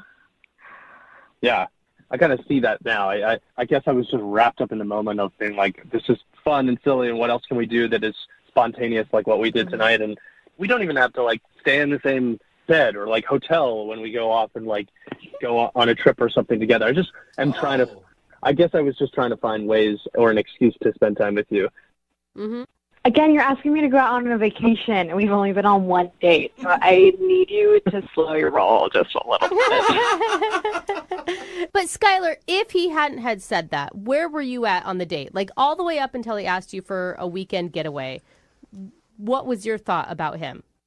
I was having fun. You know, I want to take things slow, though. I want to get to know someone. You know, like, the date was great. We got to do something weird and crazy and fun, and obviously a very memorable date. Maybe there's other weird, crazy, fun things you could do on a weekend getaway. Like, super weird. You don't know. Super weird? Not really helping, Juice. Oh, my God. Look, I mean, the only reason why I feel like I am jumping ahead so quickly is I just felt like we had a really awesome time, and I don't know if you feel this way, but I feel like I'm actually kind of falling for you. Oh, wait, you're falling for me? Stuff like that, Ethan. Like, you need to be careful about what you're saying to me this early on. You're right. I'm sorry. I'm just trying to figure out how to say what I'm feeling inside. But I'm going to slow my roll. I can practice slowing my roll. Yeah. If you just marry him, Skylar, he'll slow his roll a little bit. You know? Hey, Skylar, would you like to go out with Ethan on a second date? We'll pay for it. Just a regular date. Yes. So just to clarify, we're not talking about a vacation anywhere or, like, a couple's massage or anything. Right? This is like a very normal date. That's what I'm thinking. Ethan, is that what you're thinking? Yeah. Absolutely, totally normal. And if you want to go to Dubai for the weekend as well, we can do that. Dubai. I'm joking. Okay. I don't know if you are. That's the scary part. Yeah. Okay, so Skylar, what do you say? Yes, I will go on a second date. Yay! But I really want to take it slow and just get to know each other. Okay. Ethan, that means dinner. All right. Just dinner. And we'll talk slow. I'll speak really slowly, too. Just everything slow. Slow. Okay. All right. Well, congratulations, Ethan. You got your second date. Yeah. Awesome. And Skylar, you're sure you want to go out with Ethan again? I do. Oh, don't say those words to Ethan. I mean, I will. Okay, there you go. That's better. Brooke and Jubal. I think I know exactly why the girl on the phone for a second date today isn't getting a call back. Okay. Oh. It's because she moved way too quick. Oh. Yep. Okay. I read her email. It says she met a guy on a dating app. Uh-huh. And get this, she talked to him for 2 months, and then they went out on a date. Oh, my gosh. That's a way long too play. quick, Mel. Yeah. Sorry, Mel. What are you thinking? Are you making fun of me for taking it slow? No, I'm saying whatever happened to the 7-month rule? Like, standard. I know. It seems crazy that it took us that long. Why did it take 2 months to go out with this guy? Are you that cautious? No, I mean, it's just kind of timing and everything. Because, like, Okay. at first, you know how when you're on those apps, like you meet like 8 million different people. So at first it was like the little high. It's, you know, over the next couple of weeks, it slowly kind of ramped up. Then we were starting to like get a little flirty, have a little fun. I mean, it was all G-rated, but we were texting constantly. You know, it's kind of back and forth. And at work, when you're, you know, sneaking peeks at your phone, you heard the little ding, and you're all excited. So, Oh, Mel, is this normally how you do it with dates? It takes you this long? no. This was just a cool situation, kind of, that we were actually taking a little time to get to know each other. And Yeah, it sounds like you guys actually got to know each other better than I know anybody in my life. 2 months texting back and forth, and then you guys actually went out. What did you guys do when you finally met up? we just met for drinks, and we just kind of clicked right off the bat. I mean, I was laughing so hard. My face was hurting. You know how when your cheeks start to hurt because you're having so much fun? And you sound like you're a hard person to get to laugh, so I imagine he was really hysterical. Yeah, true. No, but he was really funny, and I just really liked him, and we just kept talking, and we're kind of, having a drink, and, a couple times, I felt bad, because it's like, oh my gosh, this is going on a long time. I'm having a really good time, but I didn't want him to be stuck, so I was like trying to give him an out, and I was like, it's late, I understand if you need to go, you work tomorrow, and all that, and he's like, no, it's like I'm having too much fun, I don't want to go, and that's exactly how I felt. Oh, that's awesome. Yeah, that's good. And at least you guys didn't learn everything about each other in that 2 months, and then you had nothing to talk about. You're like, yeah, I already know everything about you. So how did the date end then?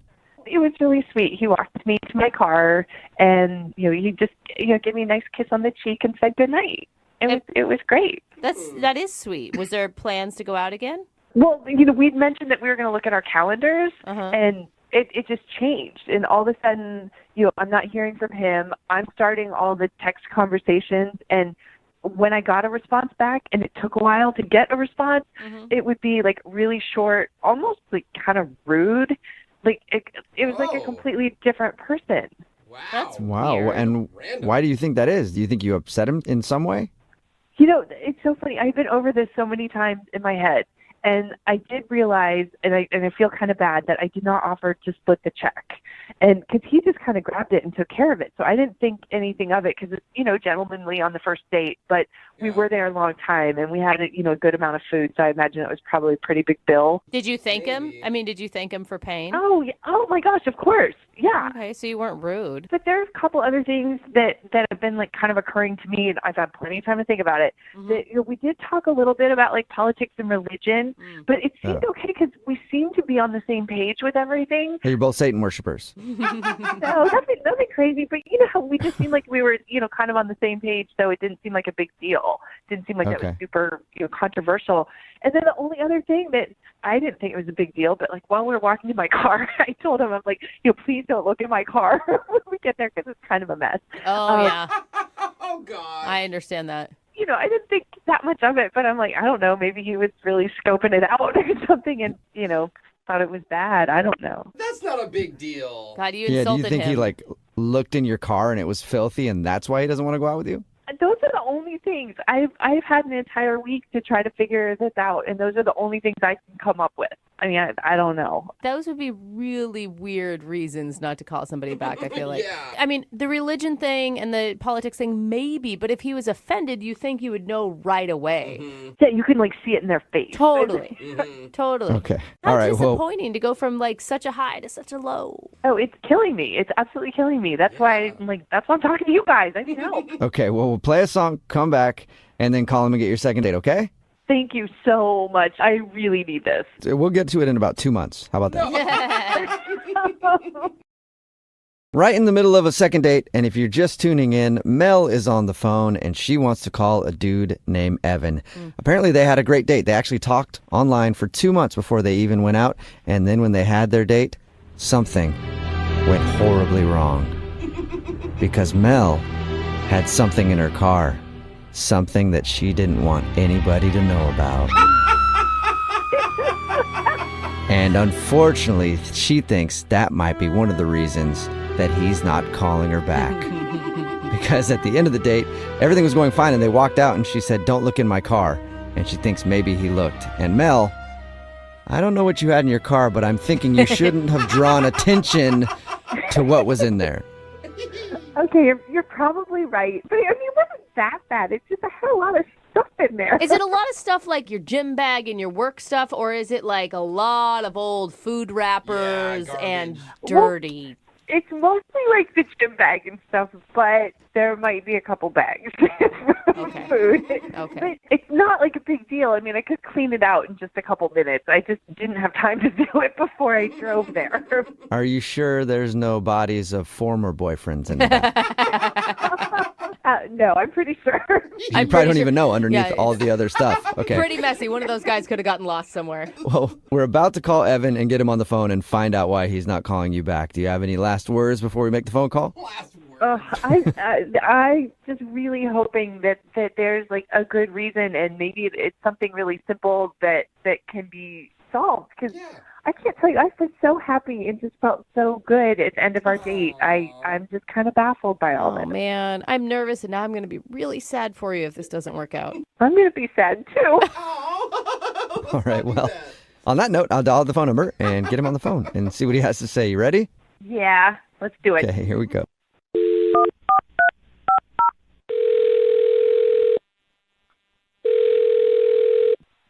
Hello? Hi, can I speak to Evan, please? Yeah, this is he. May I ask who's calling? Yes, you may. This is Jubal from Brooke and Jubal in the morning. How are you? I'm doing well. Like, what can I do for you? Do you have any idea who I am or where I'm calling from or anything? No, but I mean, what can I do for you? Okay, well, my name is Jubal, and I host a radio show called Brooke and Jubal in the morning. On the phone are also Brooke and Jose. Hi, Evan. How many are there more people? No, No, this is it right here. just us. All right. Do you need something? What? We do, yeah. We got an email about you from one of our listeners. What? Her name is Mel, and you guys went out on a date the other day. Whoa! No! Oh, no! Nah. Okay. Yeah. No. No, you did, right? Yeah, you did. Yeah. Well, yeah. I went on, but why is she? No. What do you mean Yeah, no? no, yeah, it's not yeah. a question. It's Yeah, a statement. So let me explain to you, okay? We do a segment on our show called The Second Date. That's where if you go out on a date with somebody and then end up giving them the cold shoulder after, they email us to see if we can get you on the phone and find out what went wrong. So you've been kind of avoiding Mel, and she was hoping maybe we could talk to you and figure out why. Oh, come on. This is low. This is not. What is low? This is not a thing. What's low about it? I mean, she was really into you, man. She said that you guys talked for 2 months leading up to the date. I mean, yeah, but that's none of your business. Well, she sort of made it our Valid business, point. so now we're on the phone with you asking why you don't want to see her again. Dude, I mean, You could have just told her to begin with, and we would have avoided all of this. I don't know. She's not the woman I envision myself being with. Oh, no. Okay. Is it a looks thing? Is that what you're implying? Oh, no, I'm not that superficial. So it's about her personality, not her looks. That's cool, too. It's not. It's who she is as a person, not. Whoa, that is deep, man. What don't you like about her as a person? We talked to her, and found out a little bit about your date, and she sounded cool to me. Sounded nice. Yeah, she's very nice. She's a very nice girl. Okay. Which is kind of the problem. I mean, nice girls are good to work with. They're good to have as sisters. That's not what I'm into. Wait, she's nice and you don't like her because you want a bad girl? Yeah. Okay. What? Wow. All right. Is that it? Yeah. I mean, she's not mean enough. Mean? Like, you wanted her to insult you, or? The woman I'm attracted to needs to have an edge. Okay, and what does that mean for you? How do you define a woman with an edge? She's got this air of danger about her, Oh. a little off the cuff, something not right. Something not right. Not all there. Slightly mentally unstable is kind of what you're looking for? No. I want a girl that, can lash out kind of on a moment's notice for no reason. Okay. So that can surprise me. All right. So you're looking for a girl who's a little bipolar.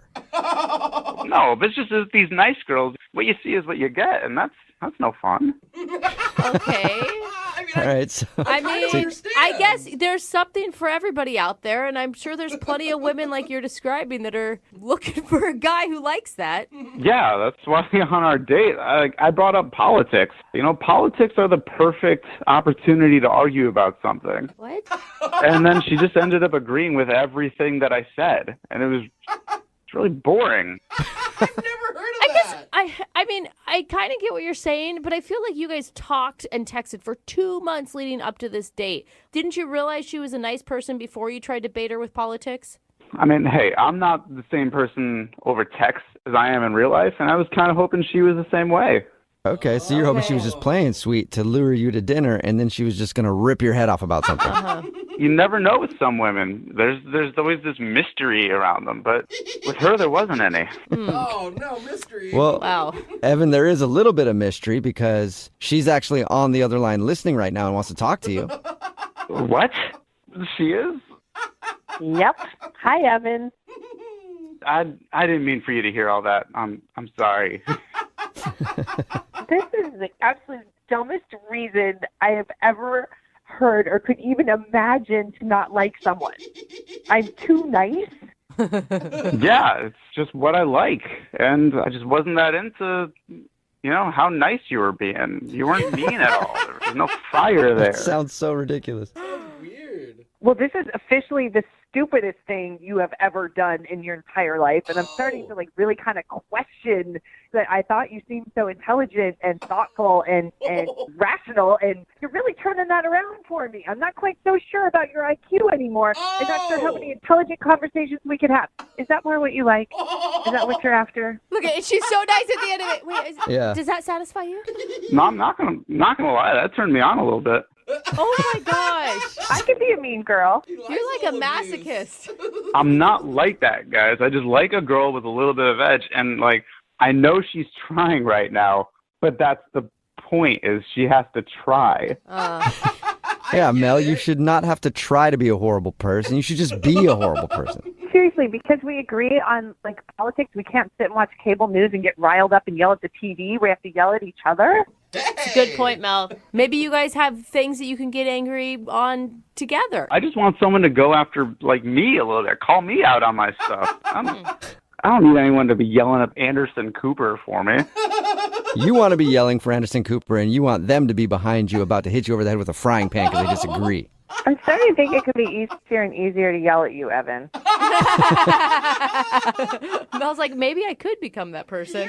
You say that, but I don't think it's actually in you. I think when push comes to shove, you're just going to be very pleasant. Oh, too bad. Mel. Why didn't you man up and just tell me that? Oh, there you go, Evan. She's questioning your manhood. Are you questioning my manhood? Yeah. Whoa. Yes, I am. Thank you very much. Well, I don't like it. Well, apparently that's what you do like, and you're going to sit there and take it like you should. Oh, Mel. I don't Yeah. know. I feel like we're getting in the middle of something now. This is kind of riling me up. It's not a bad thing. Well, now that you're all riled up, Evan, would you like to go out on a second date with Mel? We will pay for it. Yeah, bro. If she can keep this up, yeah, definitely. Oh, Mel, don't go Really? out with him. It's not bad that what he wants, but you don't need to change who you are, Mel. I think you're right. I don't think there's a thing as being too nice, and no, I'm not interested anymore. Oh, really? What are you talking about? You called me. You had these people call me. So now you're into it, Evan. Well, it's a good thing I did, because I found out what you're really like, and now I won't keep thinking you were so amazing. I know the truth. Oh. Well, I just found out what you were like, and I like it. You like it. So now Mel, Evan is officially interested, although man. now you don't want to go out with him, right? No, yeah, I'm done. Oh, Okay. man. Okay, That well, came full circle. It really did. Mel, thank you for doing the second date today. I'm sure you can find a guy out there who likes a nice lady. Thank you. You're welcome. And Evan, Yeah. you can keep trying for a date with Mel. And if that doesn't work, I got some ex-girlfriends' numbers for you. Dude. You would love them. Oh, my God.